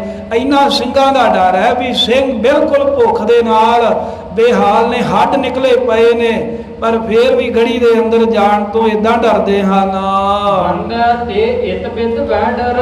ਕਹਿੰਦੇ ਵੀ ਇਸ ਢੰਗ ਦੇ ਨਾਲ ਬਾਬਾ ਬੰਦਾ ਸਿੰਘ ਬਹਾਦਰ ਤੇ ਗੁਰੂ ਕੇ ਖਾਲਸੇ ਤੋਂ ਵੈਰੀ ਡਰਦੇ ਹਨ। ਕਤੇ ਔਰ ਬੰਦਈਆ ਪਰ। ਤੇ ਇਹ ਵੀ ਸੋਚਦੇ ਆ ਵੀ ਇਦਾਂ ਨਾ ਹੋਵੇ ਵੀ ਆਪਾਂ ਅੰਦਰ ਜਾਈਏ ਤੇ ਬਾਹਰੋਂ ਕੁਝ ਸਿੰਘ ਆ ਕੇ ਤੇ ਸਾਡੇ ਉੱਤੇ ਪੈ ਜਾਣ। ਵੀ ਹੋਰ ਬਾਹਰ ਵੀ ਤੇ ਸਿੰਘ ਹੋਣਗੇ ਨਾ ਗੜੀ ਦੇ ਘੇਰੇ ਚੋਂ, ਵੀ ਅਸੀਂ ਅੰਦਰ ਜਾਈਏ ਤੇ ਮਗਰੋਂ ਸਿੰਘ ਇਹਨਾਂ ਦੀ ਮਦਦ ਕਰਨ ਵਾਸਤੇ ਆ ਕੇ ਸਾਡੇ ਤੇ ਹਮਲਾ ਨਾ ਕਰ ਦੇਣ। ਕਈ ਕਹੈ ਕੁੰਡ ਬੰਦੇ ਬਣਾਈ। ਇਹਨਾਂ ਨੇ ਆਪਣੀਆਂ ਹੀ ਗੱਲਾਂ ਬਣਾਈਆਂ। ਕਈ ਕਹਿੰਦੇ ਆ ਵੀ ਸੁਣਿਆ ਹੈ ਵੀ ਬਾਬਾ ਬੰਦਾ ਸਿੰਘ ਬਹਾਦਰ ਨੇ ਨਾ ਗੜੀ ਦੇ ਵਿੱਚ ਕੁੰਡ ਬਣਾਇਆ ਹੈ, ਹਵਨ ਬਣਾਇਆ ਏ। ਹਵਨ ਜਿਵੇਂ ਆਪ ਮਰਿਆ ਸਿੰਘ ਆਏ। ਤੇ ਕਹਿੰਦੇ ਜਿਵੇਂ ਜਨਮੇਜੇ ਦੇ ਹਵਨ ਕੁੰਡ ਦੇ ਵਿੱਚ ਜਦੋਂ ਨੇ ਸਰਪਮੇਧ ਜੱਗ ਕੀਤਾ ਤੇ ਸੱਪ ਆਪਣੇ ਆਪ ਹੀ ਆ ਕੇ ਸੜਦੇ ਸੀ ਨਾ, ਵੀ ਏਦਾਂ ਸਿੰਘ ਜਿਹੜੇ ਆ ਉਹ ਆਪਣੇ ਆਪ ਹੀ ਆ ਕੇ ਉਸ ਕੁੰਡ ਦੇ ਵਿੱਚ ਪੈਂਦੇ ਨੇ। ਭਾਵ ਇਹਨਾਂ ਦਾ ਇਹ ਸੀ ਵੀ ਪਤਾ ਨਹੀਂ ਬਾਬਾ ਬੰਦਾ ਸਿੰਘ ਬਹਾਦਰ 'ਚ ਕੀ ਕਸ਼ਿਸ਼ ਹੈ ਵੀ ਸਿੰਘ ਉਹਦੇ ਵਾਸਤੇ ਜਾਨਾਂ ਕੁਰਬਾਨ ਕਰਨ ਦੇ ਲਈ ਵੀ ਅੱਗੇ ਵੱਧ ਜਾਂਦੇ ਨੇ। ਇੱਕੋ ਬੰਦੇ ਪੇ ਖਰਚ ਪੁਚਾਵੇ। ਇਹ ਕਹਿੰਦੇ ਵੀ ਇਦਾਂ ਕਰੀਏ ਆਪਾਂ ਅੰਦਰ ਨਾ ਹਜੇ ਜਾਈਏ, ਬਾਹਰ ਤਕੜਾਈ ਰੱਖੀਏ, ਵੀ ਇਦਾਂ ਨਾ ਹੋਵੇ ਵੀ ਬਾਹਰੋਂ ਕੋਈ ਆ ਕੇ ਰਾਤ ਬਰਾਤੇ ਬਾਬਾ ਬੰਦਾ ਸਿੰਘ ਬਹਾਦਰ ਨੂੰ ਰਸਤਾਂ ਬਸਤਾਂ ਦੇ ਜਾਵੇ, ਅੰਦਰ ਪਾਣੀ ਦੇ ਜਾਵੇ, ਅੰਦਰ ਖਾਣ ਦੇ ਲਈ ਅੰਨ ਨਾ ਦੇ ਜਾਵੇ। ਕਿਉਂਕਿ ਜੇ ਇਹਦਾ ਰਸਤ ਬਸਤ ਦੇ ਗਿਆ ਨਾ ਬਾਹਰੋਂ ਆ ਕੇ ਕੋਈ ਤੇ ਬੰਦਾ ਸਿੰਘ ਬਹਾਦਰ ਫੇਰ ਨਹੀਂ ਜੇ ਆਪਣੇ ਹੱਥ ਹੋਣਾ, ਉਹਨਾਂ ਨੇ ਖਾ ਪੀ ਕੇ ਫੇਰ ਤਗੜੇ ਹੋ ਜਾਣਾ। ਅੱਗੇ 8 ਮਹੀਨੇ ਹੋ ਗਏ ਆ ਉਹ ਭੁੱਖਣ ਭਾਣੇ ਨਹੀਂ ਸਾਡੇ ਤੋਂ ਹਾਰ ਰਹੇ। ਜੇ ਉਹਨਾਂ ਨੇ ਰਸਤਾ ਬਸਤਾ ਚੰਗਾ ਰਾਸ਼ਨ ਛਕ ਲਿਆ ਤੇ ਫੇਰ ਸਾਡੇ ਅੱਗੇ ਵੇਰਨਗੇ। ਪਿਆਸੇ ਪਿਆਸੇ ਮੁਖ ਭਰੇ ਪਾਣੀ। ਕਹਿੰਦੇ ਵੀ ਜਿੱਦਾਂ ਕੋਈ ਧਿਆਇਆ ਮਰ ਰਿਹਾ ਹੋਵੇ ਤੇ ਉਹਦੇ ਮੂੰਹ ਦੇ ਵਿੱਚ ਪਾਣੀ ਪੈ ਜਾਵੇ। ਪਿਆਸ ਮਿਟਾ ਹੋਵੇ ਸਬਦ। ਜਦੋਂ ਜੀ ਪਿਆਸ ਮਿਟ ਜਾਂਦੀ ਹੈ ਤੇ ਸਾਵਧਾਨ ਹੋ ਜਾਂਦਾ ਹੈ ਨਾ, ਪਿਆਸ ਨਾਲ ਕੁਮਲਾਇਆ ਹੋਇਆ ਬੰਦਾ। ਇਦਾਂ ਕਹਿੰਦੇ ਵੀ ਬਾਹਰੋਂ ਕੋਈ ਰਸਤ ਬਸਤ ਨਾ ਦੇ ਜਾਵੇ, ਤੁਸੀਂ ਘੇਰਾ ਸਖਤ ਰੱਖੋ, ਰਾਤ ਨੂੰ ਜਾਗ ਕੇ ਰਹੋ। ਜੇ ਕੋਈ ਰਸਤ ਬਸਤ ਰਾਸ਼ਨ ਦੇ ਗਿਆ ਤੇ ਇਹਨਾਂ ਨੇ ਫੇਰ 8 ਮਹੀਨਿਆਂ ਜੋਗੇ ਹੋ ਜਾਣਾ ਜੇ ਇੱਕ ਰਾਂ ਗੱਫਾ ਛਕ ਲਿਆ। ਹੋਰ ਜੈਸੇ ਡੱਡੂ ਹੋਏ ਪਰਿਓ ਜੇਠ ਘਾਮ ਮੁਰਝਾਏ। ਇਹ ਜਿਹੜੇ ਤੁਰਕ ਨੇ ਨਾ ਇਹ ਉਦਾਹਰਨਾਂ ਦਿੰਦੇ, ਕਹਿੰਦੇ ਵੀ ਸਿੰਘ ਜਿਹੜੇ ਇਦਾਂ ਨੇ ਵੀ ਜਿਵੇਂ ਜੇਠ ਦੀ ਗਰਮੀ ਹੋਵੇ, ਛੱਪੜਾਂ 'ਚੋਂ ਪਾਣੀ ਸੁੱਕ ਜਾਂਦਾ ਏ ਤੇ ਉਹਦੇ ਵਿੱਚ ਜਿਹੜੇ ਡੱਡੂ ਹੁੰਦੇ ਨੇ ਨਾ ਉਹ ਡੱਡੂ ਵੀ ਨਾਲ ਹੀ ਸੁੱਕ ਜਾਂਦੇ ਆ। ਉਹ ਪਤਾ ਹੀ ਨਹੀਂ ਲੱਗਦਾ ਵੀ ਡੱਡੂ ਗਏ ਕਿੱਥੇ, ਉਹ ਵੀ ਪਾਣੀ ਦੇ ਵਿੱਚ ਜਿੱਥੇ ਪਾਣੀ ਸੁੱਕਿਆ ਉਸ ਮਿੱਟੀ ਦੇ ਵਿੱਚ ਨਾਲ ਹੀ ਖੁਬੇ ਰਹਿੰਦੇ, ਦਿਖਦੇ ਨਹੀਂ ਹਨ। ਆਖਾ ਪਰਤੇ ਸਾਰੇ ਹੀ ਹੋਵਤ ਸਭ ਜਿਵਾਏ। ਪਰ ਕਹਿੰਦੇ ਜੇ ਕਿਤੇ ਮੀਂਹ ਪੈ ਜੇ ਨਾ ਤੇ ਮੀਂਹ ਪੈਂਦੇ ਅਨੁਸਾਰ ਜਿਹੜੇ ਡੱਡੂ ਦਿਖਦੇ ਹੀ ਨਹੀਂ ਸੀ ਮਿੱਟੀ ਦੇ ਵਿੱਚ ਹੀ, ਨਾਲ ਹੀ ਉੱਥੇ ਹੀ ਸਹਿਕਦੇ ਹੀ ਨਹੀਂ ਸਨ, ਬੋਲਦੇ ਹੀ ਨਹੀਂ ਸਨ ਵੀ ਡੱਡੂ ਹੈ ਵੀ ਜਾਂ ਨਹੀਂ ਵੀ ਮਰ ਗਏ ਆ। ਕਹਿੰਦੇ ਮੀਂਹ ਪੈਂਦੇ ਅਨੁਸਾਰ ਉਹ ਗੜੈ ਦੀ ਆਵਾਜ਼ ਆਉਂਦੀ ਹੈ, ਛਾਲਾਂ ਮਾਰਦੇ, ਟਪੂਸਣੀਆਂ ਮਾਰਦੇ ਜਿਵੇਂ ਬਾਹਰ ਨਿਕਲ ਆਉਂਦੇ ਹਨ। ਇਸੇ ਢੰਗ ਦੇ ਨਾਲ ਮਤਾ ਕਿਵੇਂ ਹੋਵੇ ਵੀ ਸਿੰਘਾਂ ਦੀ ਹਾਲਤ ਇਦਾਂ ਹੋਈ ਹੈ ਬਿਨਾਂ ਪਾਣੀ ਦੇ ਡੱਡੂਆਂ ਵਾਲੀ। ਜੇ ਕਿਤੇ ਇਹਨਾਂ ਨੂੰ ਛਕਣ ਦੇ ਵਾਸਤੇ ਰਾਸ਼ਨ ਮਿਲ ਗਿਆ ਤੇ ਇਹ ਫਿਰ ਛਾਲਾਂ ਮਾਰਦੇ, ਅਕਾਲ ਹੀ ਅਕਾਲ ਕਰਦੇ, ਬਾਹਰ ਨਾ ਆ ਜਾਣ। ਤੁਰਕਤ ਲੀਲਾ ਬਹੁ ਕਰ ਜਉ ਸੰਕਾਹੇ। ਇਦਾਂ ਜਿਹੜੇ ਤੁਰਕ ਹੈ ਨਾ ਮੀਟਿੰਗ ਹੁੰਦੀ ਹੈ ਬਕਾਇਦਾ, ਇਹ ਕੋਈ ਆਮ ਨਹੀਂ। ਜਿਹੜੇ ਹਾਈ ਲੈਵਲ ਅਫਸਰ ਹੁੰਦੇ ਨੇ, ਸੂਬਾ ਬਹਿੰਦਾ ਏ, ਉਹਦੇ ਨਾਲ ਜਰਨਲ ਕਰਨਲ ਹੋਰ ਅਫਸਰ ਬਹਿੰਦੇ ਨੇ, ਕਾਜੀ ਬਹਿੰਦੇ, ਮੁਲਾਣੇ ਬਹਿੰਦੇ ਆ, ਕੋਈ ਵਜ਼ੀਰ ਬਹਿੰਦੇ, ਵਕੀਲ ਬਹਿੰਦੇ, ਉਹ ਸਾਰੇ ਮਿਲ ਕੇ ਤਾਂ ਮੀਟਿੰਗ ਕਰਦੇ ਆ। ਉਹ ਕੋਈ ਆਪਣੀ ਸਲਾਹ ਦਿੰਦਾ ਹੈ, ਕੋਈ ਆਪਣੀ ਦਿੰਦਾ ਹੈ, ਦਲੀਲਾਂ ਬਹੁਤ ਕਰਦੇ ਨੇ, ਪਰ ਅੰਦਰ ਜਾਣ ਤੋਂ ਕਹਿੰਦੇ ਵੀ ਅਜੇ ਵੀ ਡਰਦੇ ਆ। ਇਹ ਤੋਂ ਬਾਹਰੋਂ ਦੇਖ ਵੀ ਰਿਹਾ ਵੀ ਸਿੰਘ ਹੈ ਨਹੀਂ ਹੁਣ, ਉਹਨਾਂ ਦੇ ਸਰੀਰ 'ਚ ਬਲ ਨਹੀਂ, ਪਰ ਸੂਰਮੇ ਜਿਹੜੇ ਨੇ ਉਹਨਾਂ ਤੋਂ ਫੇਰ ਵੀ ਡਰਦੇ ਹਨ। ਮਤਕਤ ਖਾਲਸਿਆਰ ਲੈ ਆਕੀ ਹੋਏ ਗੜਮਾਏ। ਇਹ ਵੀ ਸੋਚਦੇ ਆ ਵੀ ਮਤਾਂ ਕਿਤੇ ਕਹਿੰਦੇ ਤਤ ਖਾਲਸਾ ਹੀ ਨਾ ਆ ਕੇ ਇਹਨਾਂ ਦੇ ਨਾਲ ਰਲ ਜੇ। ਇਹ ਵੀ ਤਕੜਾਈ ਰੱਖੋ, ਜੇ ਉਹ ਕਿਤੇ ਕਿਲੇ ਦੇ ਵਿੱਚ ਵੜ ਗਏ ਤੇ 8 ਮਹੀਨੇ ਤਾਂ ਅੱਗੇ ਹੋ ਗਏ ਆ, ਉਹ ਕਿਲੇ 'ਚ ਆਕੀ ਹੋ ਗਏ ਤੇ ਫਿਰ ਸਾਡਾ ਬਹੁਤ ਬੁਰਾ ਹਾਲ ਹੋਵੇਗਾ। ਆਓ ਭਈ ਅਬ ਇਨ ਕੋ ਕਿਮ ਥੋੜੇ ਕਰੇ। ਇਹਨਾਂ ਨੇ ਸਲਾਹ ਕੀਤੀ ਵੀ ਇਉਂ ਕਰੀਏ ਵੀ ਜਿੰਨੇ ਕੁ ਗੜੀ 'ਚ ਹੈਗੇ ਨੇ ਨਾ ਭਾਵੇਂ ਭੁੱਖਣ ਭਾਣੇ ਹੀ ਆ, ਇਹਨਾਂ ਦੀ ਗਿਣਤੀ ਘਟਾਈਏ ਕਿਸ ਢੰਗ ਦੇ ਨਾਲ। ਮਾਰ ਕੂਟ ਕਰ ਬਾਹਰ ਨ ਕਰੋ। ਤੇ ਜਿਹੜਾ ਕੋਈ ਆਪਣੇ ਦਾਵੇ ਉਹਨੂੰ ਮਾਰ ਕੇ ਕੁੱਟ ਕੇ ਗੜੀ ਦੇ ਵਿੱਚੋਂ ਬਾਹਰ ਕੱਢ ਦਿਓ। ਥੋੜੇ ਕਰ ਬੰਦੇ ਫੜ ਦਿਓ। ਜਦੋਂ ਸਿੰਘ ਥੋੜੇ ਰਹਿ ਜਾਣਗੇ ਉਦੋਂ ਬਾਬਾ ਬੰਦਾ ਸਿੰਘ ਬਹਾਦਰ ਤੇ ਹਮਲਾ ਕਰਕੇ ਫੜ ਲਵਾਂਗੇ ਆਪਾਂ। ਉਹ ਦਿੱਲੀ ਫੜ ਭੇਜੈ ਦਿਓ। ਫੇਰ ਕਹਿੰਦੇ ਵੀ ਫੜ ਕੇ ਜਿਉਂਦਿਆਂ ਤੇ ਬਾਬਾ ਬੰਦਾ ਸਿੰਘ ਨੂੰ ਦਿੱਲੀ ਭੇਜ ਕੇ ਤੇ ਫਰਕਸੀਅਰ ਬਾਦਸ਼ਾਹ ਕੋਲ ਇਨਾਮ ਲਵਾਂਗੇ। ਜੋ ਤੁਰਕਨ ਮਿਲ ਗੱਲ ਠਹਿਰਾਈ। ਇਹ ਤਾਂ ਤੁਰਕਾਂ ਨੇ ਮਿਲ ਕੇ ਸਲਾਹ ਕੀਤੀ ਹੈ, ਕਹਿੰਦੇ ਮਤਾ ਪਾਸ ਕਰ ਲਿਆ ਵੀ ਇਦਾਂ ਹੀ ਕਰੀਏ। ਹਜੇ ਲੱਖਾਂ ਦੀ ਗਿਣਤੀ 'ਚ ਹੈ ਤੇ ਅੰਦਰ ਕੁਝ ਕੁ ਸਿੰਘ ਨੇ ਹਜ਼ਾਰ ਕੁ ਦੀ ਗਿਣਤੀ 'ਚ 2000 ਹੋਣਗੇ, ਉਹਨਾਂ ਤੋਂ ਵੀ ਡਰੀ ਜਾ ਰਹੇ ਵੀ ਇਹਨਾਂ ਨੂੰ ਵੀ ਬਾਹਰ ਕੱਢੀਏ। ਇੱਕ ਹੋਰ ਤੇ ਰਾਹ ਕਢਾਈ, ਇਹਨਾਂ ਨੇ ਕੀ ਕੀਤਾ ਵੀ ਗੜੀ ਦੇ ਵਿੱਚ ਇੱਕ ਪਾਸੇ ਰਾਹ ਛੱਡਤਾ, ਉਧਰੋਂ ਫੌਜ ਵੀ ਪਿਛਾਂਹ ਢਾ ਦਿੱਤੀ ਤੇ ਗੜੀ ਦਾ ਦਰਵਾਜ਼ਾ ਵੀ ਢਾ ਦਿੱਤਾ।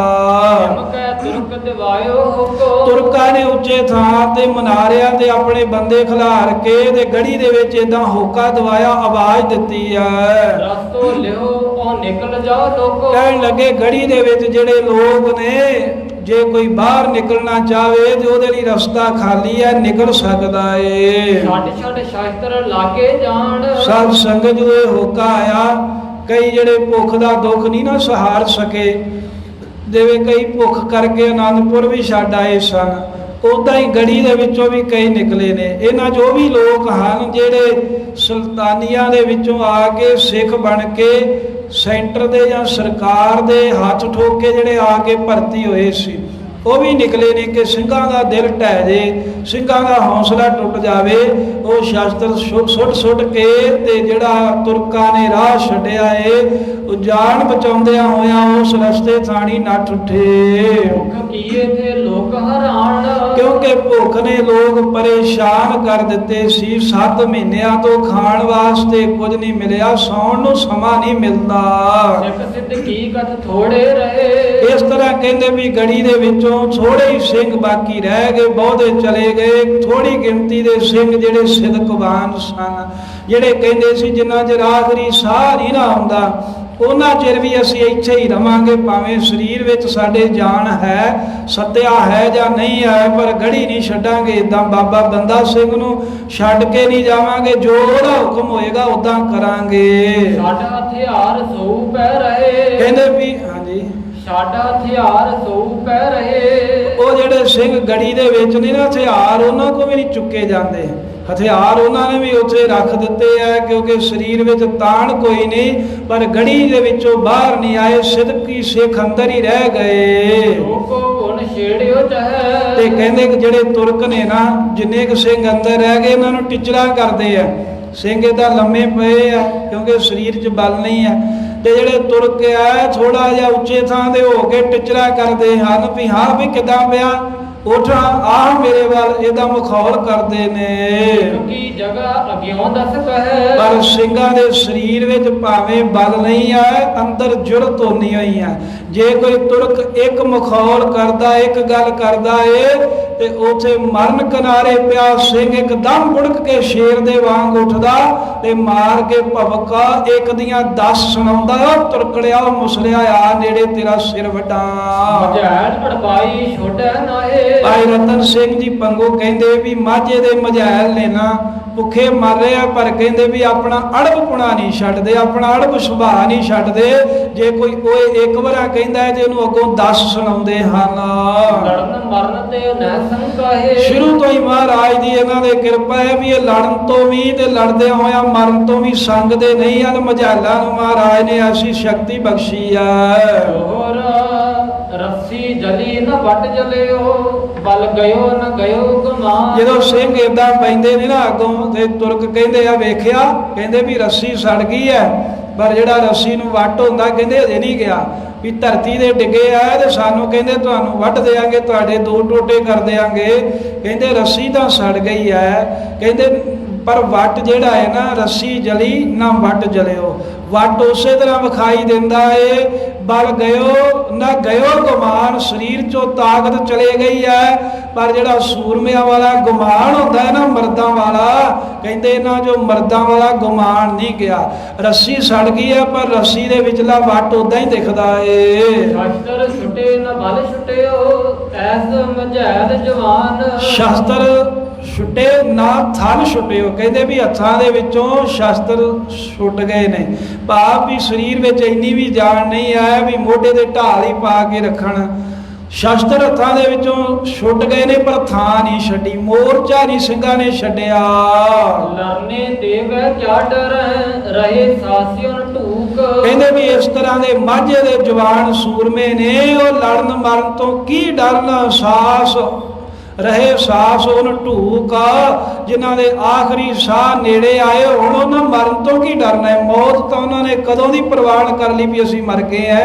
ਕਹਿੰਦੇ ਮਾਝੇ ਦੇ ਜਵਾਨ ਐਸੇ ਨੇ ਸ਼ਸਤਰ ਫੜਨ ਦੀ ਤਾਕਤ ਨਹੀਂ ਰਹੀ, ਪਰ ਆਪਣਾ ਮੋਰਚਾ ਨਹੀਂ ਛੱਡਦੇ, ਲੜਨ ਤੋਂ ਮਰਨ ਤੋਂ ਹਜੇ ਵੀ ਸੰਕੋਚ ਨਹੀਂ ਕਰਦੇ।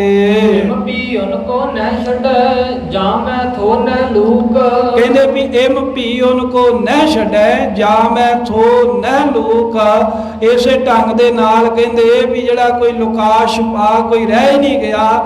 ਇਹ ਜਿਹੜੇ ਤੁਰਕ ਨੇ ਇਹ ਵੀ ਸਿੰਘਾਂ ਦਾ ਖਹਿੜਾ ਨਹੀਂ ਛੱਡਦੇ, ਤੇ ਸਿੰਘ ਵੀ ਜਿਹੜੇ ਹਨ ਉਹ ਮੋਰਚਾ ਨਹੀਂ ਛੱਡਦੇ। ਆਓ ਭਈ ਉਨਕੀ ਸੂਰਤ ਤੇ ਡਰ ਲਾਗੇ, ਸਿੰਘਾਂ ਦੀ ਹਾਲਤ ਐਸੀ ਬਣ ਗਈ ਹੈ, ਕਿੱਥੇ ਉਹਨਾਂ ਦੇ ਲੰਮੇ ਲੰਮੇ ਦਾੜੇ, ਕਹਿੰਦੇ ਵੀ ਸੋਹਣੇ ਨੇਤਰ, ਚੌੜੇ ਮੱਥੇ ਤੇ ਗੱਲਾਂ ਬਾਹਰ ਨੂੰ ਨਿਕਲੀਆਂ ਹੋਈਆਂ। ਹੁਣ ਭੁੱਖ ਦੇ ਨਾਲ ਐਸੀ ਹਾਲਤ ਹੋਈ ਹੈ ਵੀ ਜੇ ਕੋਈ ਸਿੰਘਾਂ ਦੇ ਚਿਹਰੇ ਵੱਲ ਵੇਖਦਾ ਹੈ ਤੇ ਚਿਹਰਾ ਵੀ ਡਰਾਉਣਾ ਲੱਗਦਾ ਹੈ। ਅੱਖਾਂ ਵਿੱਚ ਵੜੀਆਂ ਨੇ, ਮੱਥੇ ਦੇ ਉੱਤੇ ਝੁਰੜੀਆਂ ਪਈਆਂ ਨੇ, ਗੱਲਾਂ ਵਿੱਚ ਵੜ ਗਈਆਂ ਨੇ, ਪਿੰਜਰ ਬਣ ਗਿਆ ਹੈ ਸਰੀਰ, ਇੱਕ ਦਾੜਾ ਹੀ ਦਾੜਾ ਦਿਖਦਾ ਹੈ, ਮਾਸ ਕਿਤੇ ਨਹੀਂ ਰਹਿ ਗਿਆ। ਜਨ ਕਰ ਗੋਰੋ ਨਿਕਲ ਭਾਜੇ, ਕਹਿੰਦੇ ਵੀ ਸਿੰਘਾਂ ਦੇ ਸਰੀਰ ਵੇਖ ਕੇ ਇਦਾਂ ਲੱਗਦਾ ਵੀ ਜਿਵੇਂ ਕਬਰਾਂ ਦੇ ਵਿੱਚੋਂ ਮੁਰਦੇ ਉਹ ਪਿੰਜਰ ਹੀ ਰਹਿ ਜਾਂਦੇ ਨੇ ਨਾ। ਬਾਅਦ ਵਿੱਚ ਜਦੋਂ ਮੁਰਦਾ ਧਰਤੀ ਦੇ ਵਿੱਚ ਗੱਡ ਦਿੱਤਾ ਜਾਂਦਾ ਤੇ ਕੁਝ ਦਿਨਾਂ ਬਾਅਦ ਮਾਸ ਨੂੰ ਕੀੜੀਆਂ ਖਾ ਜਾਂਦੀਆਂ, ਜਿਹੜੇ ਮਿੱਟੀ ਵਿੱਚ ਰਹਿਣ ਵਾਲੇ ਹੋਰ ਜੀਵ ਖਾ ਜਾਂਦੇ ਆ, ਤੇ ਇੱਕ ਪਿੰਜਰ ਰਹਿ ਜਾਂਦੇ, ਹੱਡ ਰਹਿ ਜਾਂਦੇ ਨੇ। ਤੇ ਇਸ ਤਰ੍ਹਾਂ ਸਿੰਘ ਵੇਖ ਕੇ ਲੱਗਦੇ ਆ ਮੰਨ ਲਓ ਵੀ ਕਬਰਾਂ ਦੇ ਵਿੱਚੋਂ, ਗੋੜਾਂ ਦੇ ਵਿੱਚੋਂ ਕੋਈ ਮੁਰਦੇ ਨਿਕਲੇ ਹੋਣ। ਪਰ ਹੱਡ ਨਹਿ ਦੀਸੈ ਮਾਸ, ਆ ਸਰੀਰ ਦੇ ਉੱਤੇ ਕਿਤੇ ਮਾਸ ਨਹੀਂ ਰਹਿ ਗਿਆ, ਬਸ ਹੱਡ ਹੀ ਹੱਡ ਰਹਿ ਗਏ ਹਨ। ਜਨ ਇਹ ਮੋਏ ਭਰਤ ਹੈ ਸਾਸ, ਮਾਨੋ ਏਦਾਂ ਵੀ ਇਹ ਮੁਰਦੇ ਨੇ ਤੇ ਇਹਨਾਂ ਦੇ ਅੰਦਰ ਉਦਾਂ ਹੀ ਹਵਾ ਜੀ ਭਰੀ ਆ, ਮਾੜਾ ਮੋੜ ਸਾਹ ਜਿਹਾ ਚੱਲਦਾ ਜਿਵੇਂ ਮੁਰਦਾ ਪਿਆ ਹੋਵੇ। ਸਾਸਨ ਜਨ ਮੁਰਦੇ ਤੋਰੇ, ਜਾਂ ਕਹਿੰਦੇ ਵੀ ਏਦਾਂ ਹੈ ਵੀ ਇਹ ਬਿਨਾਂ ਸਾਹਾਂ ਤੋਂ ਮੁਰਦੇ ਤੁਰੇ ਫਿਰਦੇ ਹੋਣ। ਸਿੰਘਾਂ ਦੇ ਸਰੀਰ ਵੇਖ ਕੇ ਤੇ ਭਾਈ ਸਾਹਿਬ ਜੀ ਕਹਿੰਦੇ ਏਦਾਂ ਲੱਗਦਾ ਜਿਵੇਂ ਮੁਰਦੇ ਤੁਰੇ ਫਿਰਦੇ ਹੋਣ। ਭਾਨ ਮਤੇ ਜਨ ਜਾਦੂ ਜੋਰੇ, ਜਿਵੇਂ ਇੱਕ ਰਾਜਸਥਾਨ ਦੇ ਇਲਾਕੇ ਦੇ ਵਿੱਚ ਨਾ ਭਾਨਮਤੀ ਨਾਮ ਦੀ ਇੱਕ ਜਾਦੂਗਰਨੀ ਹੋਈ ਹੈ। ਮੁਸਲਮਾਨਾਂ ਨਾਲ ਜੰਗ ਹੋਈ ਸੀ ਤੇ ਨੇ ਜਾਦੂ ਦੇ ਨਾਲ ਬੰਦੇ ਬਣਾਤੇ ਸਨ, ਤੇ ਕਹਿੰਦੇ ਵੀ ਜਿੱਦਾਂ ਉਹਨੇ ਆਪਣੇ ਜਾਦੂ ਦੇ ਨਾਲ ਬੰਦੇ ਤੋਰੇ ਹੋਣ, ਏਦਾਂ ਵੇਖ ਕੇ ਸਿੰਘਾਂ ਦੇ ਸਰੀਰ ਲੱਗਦਾ ਹੈ ਵੀ ਜਿਵੇਂ ਕਿਸੇ ਜਾਦੂ ਨਾਲ ਹੀ ਬੰਦੇ ਤੋਰੇ ਹੋਣ, ਕਿਉਂਕਿ ਹੱਡ ਹੀ ਦਿਖਦੇ ਆ, ਸਰੀਰ ਤੇ ਮਾਸ ਚੰਮ ਤਾਂ ਕਿਤੇ ਰਹਿ ਨਹੀਂ ਗਿਆ। ਤਨ ਕੀ ਹੱਡੀ ਸਭ ਦੇ ਸਪਾਹੇ, ਜਾਂ ਕਹਿੰਦੇ ਆ ਵੀ ਤਨ ਕੀ ਹੱਡੀ ਸਭ ਦੇ ਸਪਾਹੇ, ਜਿਹੜੀਆਂ ਸਰੀਰ ਦੀਆਂ ਹੱਡੀਆਂ ਨੇ ਜਿਵੇਂ ਐਕਸਰਾ ਕਰਕੇ ਤੇ ਹੱਡ ਦਿਖਦੇ ਨੇ ਨਾ, ਸਿੰਘਾਂ ਦੇ ਕਹਿੰਦੇ ਵੀ ਏਦਾਂ ਸਰੀਰ ਦੇ ਸਾਰੇ ਹੱਡ ਸਾਫ਼-ਸਾਫ਼ ਦਿਖ ਰਹੇ ਨੇ। ਭੁੱਖ ਮਾਰੀ ਤੇ ਜਾਨੀ ਉੱਡ ਜਾਏ, ਇੰਨਾ ਸਰੀਰ ਹੌਲਾ ਹੋ ਗਿਆ ਇਹ ਭੁੱਖ ਕਰਕੇ ਵੀ ਕੋਈ ਫੂਕ ਮਾਰੇ, ਹਵਾ ਆਵੇ ਤੇ ਹਵਾ ਦੇ ਵਿੱਚ ਹੀ ਉੱਡ ਜਾਣਾ। ਜਨ ਕਰ ਕਾਗਜ਼ ਗੁੱਡੀ ਬਣਾਈ, ਜਾਂ ਕਹਿੰਦੇ ਵੀ ਏਦਾਂ ਲੱਗਦਾ ਵੀ ਕਿਸੇ ਨੇ ਕਾਗਜ਼ ਦੀ ਗੁੱਡੀ ਬਣਾਈ ਹੋਵੇ। ਹੱਥ ਪਵਨ ਕੇ ਉੱਡ ਉੱਡ ਆਈ, ਤੇ ਜੇ ਕਾਗਜ਼ ਦੀ ਗੁੱਡੀ ਹੁੰਦੀ ਹੈ ਤੇ ਹਵਾ ਦੇ ਨਾਲ ਉੱਡ ਉੱਡ ਕੇ ਜਾਂਦੀ ਹੈ ਨਾ, ਏਦਾਂ ਮੰਨੋ ਵੀ ਥੋੜੀ ਹਵਾ ਵਗੇ ਤੇ ਸਾਰੇ ਸਿੰਘ ਉੱਡ ਕੇ ਚਲੇ ਜਾਣ। ਉਨ ਮੈਂ ਨਹੀਂ ਸਾਸ, ਕਈ ਤਾਂ ਕਹਿੰਦੇ ਆ ਵੀ ਆਪਾਂ ਐਵੇਂ ਡਰ ਕੇ ਬਾਹਰ ਬੈਠੇ ਆ, ਉਹ ਵੇਖੋ ਨੇੜੇ ਜਾ ਕੇ ਸਿੰਘਾਂ ਜੁੜ ਪ੍ਰਾਣ ਥੋੜਾ ਰਹਿ ਗਏ ਆ, ਸਾਹ ਨਹੀਂ ਚੱਲਦਾ ਹੁਣ। ਹਮ ਦੇਖ ਆਇਓ ਉਨ ਜਾ ਕਰ ਪਾਸ, ਕਈ ਕਹਿੰਦੇ ਅਸੀਂ ਨੇੜਿਓਂ ਜਾ ਕੇ ਵੇਖ ਕੇ ਆਏ ਆ ਵੀ ਸਿੰਘ ਮਰ ਮੁੱਕ ਗਏ ਆ, ਹੁਣ ਉਹਨਾਂ ਦੇ ਸਾਹ ਨਹੀਂ ਚੱਲਦੇ। ਐਸੀ ਦਸ਼ਾ ਉਨਹਿ ਪੈ ਆਈ, ਇਹੋ ਜੀ ਹਾਲਤ ਖਾਲਸੇ ਦੀ ਭੁੱਖ ਦੇ ਦੁੱਖ ਕਰਕੇ ਹੋ ਗਈ ਆ, ਹੱਡ ਹੀ ਹੱਡ ਰਹਿ ਗਏ ਨੇ। ਮਰਨੋਂ ਪਰੇ ਜੀਵਤ ਗਤ ਪਾਈ, ਕਹਿੰਦੇ ਸਿੰਘਾਂ ਨੇ ਮਰਨ ਤੋਂ ਪਰੇ ਜੀਵਨ ਗਤੀ ਪਾ ਲਈ ਹੈ। ਵੀ ਇੱਕ ਤਾਂ ਹੁੰਦਾ ਨਾ ਵੀ ਮਰ ਕੇ ਗਤੀ ਪਾਈਦੀ ਹੈ, ਇਹ ਹਜੇ ਜਿਉਂਦੇ ਨੇ ਕਹਿਣ ਵਾਸਤੇ, ਕਹਿਣ ਨੂੰ ਜਿਉਂਦੇ ਨੇ, ਪਰ ਜਿਉਂਦੇ ਹੀ ਮੰਨੋ ਵੀ ਮਰਨ ਮੁਕਤ ਪਾ ਲਈ ਹੋਵੇ, ਜੀਵਨ ਗਤੀ ਪਾ ਲਈ ਹੋਵੇ, ਮੁਕਤੀ ਦੀ ਦਾਤ ਸਿੰਘਾਂ ਨੇ ਜਿਉਂਦਿਆਂ ਪਾ ਲਈ ਹੋਵੇ। ਔਰ ਲਿਖਤ ਕਿਛ ਬਨੈ ਨ ਬਾਤ, ਭਾਈ ਰਤਨ ਸਿੰਘ ਜੀ ਕਹਿੰਦੇ ਵੀ ਹੋਰ ਮੈਂ ਕੀ ਲੈ ਕੇ ਦੱਸਾਂ, ਮੇਰੇ ਕੋਲ ਕੋਈ ਗੱਲ ਕਹੀ ਨਹੀਂ ਜਾਂਦੀ ਜਿਹੜੀ ਸਿੰਘਾਂ ਦੀ ਹਾਲਤ ਹੋਈ ਹੈ। ਤੜਫੈ ਸੁਣ ਚਿਤ ਕੰਪਾਤ, ਦਿਲ ਮੇਰਾ ਕਹਿੰਦੇ ਵੀ ਧੜਕਦਾ ਹੈ, ਮੇਰੇ ਅੰਦਰ ਘਬਰਾਹਟ ਹੁੰਦੀ ਹੈ ਸਿੰਘਾਂ ਦੀ ਇਹ ਹਾਲਤ ਲਿਖਦੇ ਆ। ਜਿਹੜਾ ਮੇਰਾ ਚਿੱਤ ਹੈ, ਮੇਰਾ ਦਿਲ ਕੰਬਦਾ ਏ, ਮੇਰਾ ਹੀਆ ਘਾਬਰਦਾ ਏ, ਮੇਰੀਆਂ ਲੱਤਾਂ ਕੰਬਦੀਆਂ ਨੇ, ਮੇਰੀਆਂ ਬਾਹਾਂ ਕੰਬਦੀਆਂ ਨੇ, ਅੱਖਾਂ ਜੋ ਹੰਝੂ ਆਉਂਦੇ ਨੇ। ਕਿਉਂ?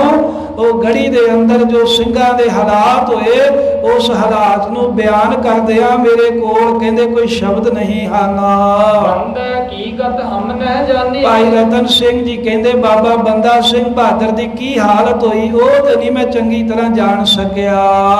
ਖਾਏ ਅਨਾਜ ਕਬ ਪੀਏ ਪਾਣੀ। ਕਹਿੰਦੇ ਕਿਸੇ ਨੂੰ ਇਹ ਨਹੀਂ ਪਤਾ ਲੱਗਾ ਵੀ ਉਹ ਕਦੋਂ ਅਨਾਜ ਕੋਈ ਖਾਂਦੇ ਸਨ ਜਾਂ ਕਦੋਂ ਪਾਣੀ ਪੀਂਦੇ ਸਨ।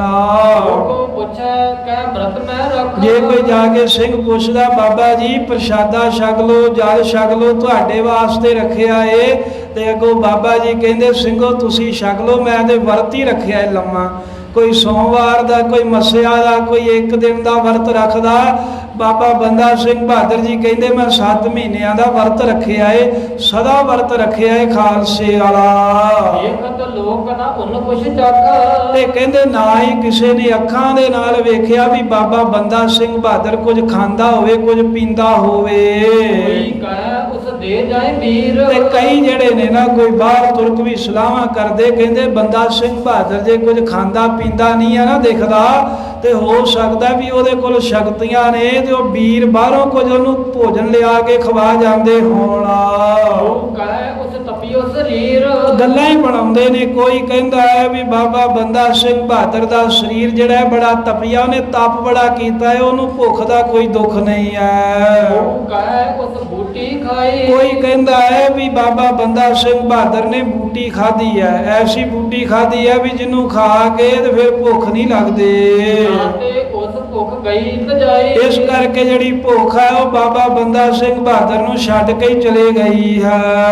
ਹੋਰ ਤਬ ਬੰਦੇ ਸਤ ਸਿੱਖ ਸਭ ਐਸੇ ਕਹਿਓ ਉਚਾਰ। ਜਦੋਂ ਸਿੰਘਾਂ ਦੀ ਭੁੱਖ ਦੇ ਨਾਲ ਬੜੀ ਹਾਲਤ ਮਾੜੀ ਹੋ ਗਈ ਭਾਵੇਂ ਬਾਹਰ ਤੁਰਕਾਂ ਨੂੰ ਰਾਸ਼ਨ ਮਿਲ ਰਿਹਾ ਹੈ ਪਰ 7 ਮਹੀਨਿਆਂ ਦੇ 8 ਦੇ ਘਰੋਂ ਬਾਹਰ ਨੇ ਪਰਿਵਾਰ ਤੋਂ ਵਿਛੜੇ ਨੇ ਹਾਲਤ ਉਹਨਾਂ ਦੀ ਵੀ ਬੁਰੀ ਹੈ। ਇਹਨਾਂ ਨੇ ਕੀ ਕੀਤਾ ਇੱਕ ਸੁਨੇਹਾ ਭੇਜਿਆ ਬਾਬਾ ਬੰਦਾ ਸਿੰਘ ਬਹਾਦਰ ਦੇ ਤੀਕਰ ਵੀ ਫਲਕਸੀਅਰ ਬਾਦਸ਼ਾਹ ਕਹਿੰਦਾ ਵੀ ਉਹਨਾਂ ਨੂੰ ਕਹੋ ਵੀ ਗੜੀ ਚੋਂ ਬਾਹਰ ਆ ਜਾਵੋ ਇੱਕ ਰਾਂ ਗ੍ਰਿਫਤਾਰੀ ਦੇ ਦਿਓ ਫਿਰ ਤੁਹਾਨੂੰ ਕੁਝ ਕਹਾਂਗੇ ਨਹੀਂ। ਇਹ ਚਿੱਠੀ ਇਹ ਜਿਹੜਾ ਦੂਤ ਦੇ ਰਾਹੀਂ ਸੁਨੇਹਾ ਆਇਆ ਉਹ ਬਾਬਾ ਬੰਦਾ ਸਿੰਘ ਬਹਾਦਰ ਜੀ ਦੇ ਤੀਕਰ ਭੇਜਿਆ ਗਿਆ। ਜਦੋਂ ਬਾਬਾ ਜੀ ਨੇ ਵੇਖਿਆ ਨਾ ਵੀ ਸਿੰਘਾਂ ਦੀ ਹਾਲਤ ਬਹੁਤ ਬੁਰੀ ਹੈ ਵੀ ਜੇ ਤੁਰ ਕਹਿੰਦੇ ਆ ਵੀ ਚਲੋ ਗ੍ਰਿਫਤਾਰੀ ਦੇ ਦਿੰਦੇ ਆ ਅੱਗੇ ਜਿਵੇਂ ਕਲਗੀਧਰ ਮਹਾਰਾਜ ਨੂੰ ਭਾਵੇਗਾ ਉਵੇਂ ਠੀਕ ਹੈ ਵੀ ਇੱਥੇ ਵੀ ਤੇ ਇਦਾਂ ਇਹਨਾਂ ਨੇ ਭੁੱਖੇ ਮਰਨਾ ਹੀ ਆ ਨਾ। ਇਹਦੇ ਨਾਲੋਂ ਚੰਗਾ ਹੈ ਵੀ ਜੇ ਛੱਡ ਦੇਣਗੇ ਤਾਂ ਵੀ ਭਲਾ ਨਹੀਂ ਤੇ ਜਿਵੇਂ ਕਲਗੀਧਰ ਮਹਾਰਾਜ ਦਾ ਹੁਕਮ ਹੋਏਗਾ ਸਿਰ ਲੱਗੇਗਾ। ਸਲਾਹ ਕਰਕੇ ਕਿ ਵੀ ਅਸੀਂ ਤੁਹਾਡੀ ਗੱਲ ਮੰਨਦੇ ਆ। ਉਹਨਾਂ ਨੇ ਕਿਹਾ ਸੀ ਫਰਕਸੀਰ ਬਾਦਸ਼ਾਹ ਦਾ ਸੁਨੇਹਾ ਹੈ। ਬਾਬਾ ਬੰਦਾ ਸਿੰਘ ਬਹਾਦਰ ਨੇ ਸਿੰਘਾਂ ਦਾ ਦੁੱਖ ਵੇਖ ਕੇ ਹਾਂ ਦੇ ਵਿੱਚ ਹਾਮੀ ਭਰ ਕੇ ਜਿਹੜੇ ਮੁਖੀ ਸਿੰਘ ਸੀ ਉਹਨਾਂ ਨੂੰ ਆਪਣੇ ਕੋਲ ਸੱਦ ਕੇ ਤੇ ਇਦਾਂ ਕਿਹਾ ਹਮ ਤੁਰਕਣ ਸਿਰ ਦੇਵੈ ਸੁੱਟ ਦੇਵੋ ਹਥਿਆਰ। ਬਾਬਾ ਜੀ ਕਹਿਣ ਲੱਗੇ ਸਿੰਘੋ ਹੁਣ ਦਾ ਅਸੀਂ ਪਹਿਲਾਂ ਜੰਗ ਕੀਤਾ ਏ ਤੇ ਜੰਗ ਦੇ ਵਿੱਚ ਤੁਰਕਾਂ ਦੇ ਆਹੂ ਲਾਏ ਨੇ ਜੰਗ ਵਿੱਚ ਹਾਰੇ ਨਹੀਂ। ਹੁਣ ਕਹਿੰਦੇ ਜਿਵੇਂ ਗੁਰੂ ਅਰਜਨ ਦੇਵ ਮਹਾਰਾਜ ਗੁਰੂ ਤੇਗ ਬਹਾਦਰ ਸਾਹਿਬ ਨੇ ਸ਼ਾਂਤਮਈ ਸ਼ਹਾਦਤ ਦਿੱਤੀ ਹੈ ਨਾ ਇਦਾਂ ਕਹਿੰਦੇ ਅਸੀਂ ਸ਼ਾਂਤੀ ਦੇ ਨਾਲ ਇਹਨਾਂ ਜ਼ੁਲਮੀ ਬੰਦਿਆਂ ਦੇ ਜ਼ੁਲਮ ਦੇ ਖਿਲਾਫ ਲੜਦਿਆਂ ਹੋਇਆ ਕਹਿੰਦੇ ਵੀ ਇਹਨਾਂ ਦੇ ਸਿਰ ਤੇ ਆਪਣਾ ਸਿਰ ਲਾਵਾਂਗੇ ਸ਼ਹੀਦੀ ਪਾਵਾਂਗੇ। ਇਸ ਕਰਕੇ ਹੁਣ ਜਿਹੜੇ ਸ਼ਾਸਤਰ ਹਾਲੇ ਤਿਆਗ ਦਿਓ ਤੁਸੀਂ। ਸੋ ਬਾਦ ਸਿੱਖਨ ਮਨ ਲਈ। ਜਦੋਂ ਬਾਬਾ ਬੰਦਾ ਸਿੰਘ ਬਹਾਦਰ ਨੇ ਇਦਾਂ ਕਿਹਾ ਤੇ ਜਿੰਨੇ ਕੁ ਸਿੰਘ ਰਹਿ ਗਏ ਸੀ ਗੜੀ ਦੇ ਵਿੱਚ ਕੋਈ 250-300 ਦੇ ਕਰੀਬ ਉਹਨਾਂ ਨੇ 7 ਵਜਨ ਕਹਿ ਕੇ ਮੰਨ ਲਿਆ। ਕਿਸੇ ਨੇ ਵੀ ਬਾਬਾ ਬੰਦਾ ਸਿੰਘ ਬਹਾਦਰ ਦੀ ਗੱਲ ਉਲਟਾਈ ਨਹੀਂ। ਮਹਾਂਪੁਰਖਾਂ ਦੀ ਆਗਿਆ ਦੇ ਉਲਟ ਨਹੀਂ ਕੋਈ ਗਿਆ। ਜਿਹਦੇ ਪ੍ਰਾਣ ਸਨ ਜਿਹਦੇ ਸਰੀਰ ਵਿੱਚ ਕੋਈ ਬਲ ਸੀ ਨਾ ਜਿਹੜਾ ਬਾਬਾ ਬੰਦਾ ਸਿੰਘ ਬਹਾਦਰ ਦੇ ਕੋਲ ਤੁਰ ਕੇ ਜਾ ਸਕਿਆ ਸਿੰਘ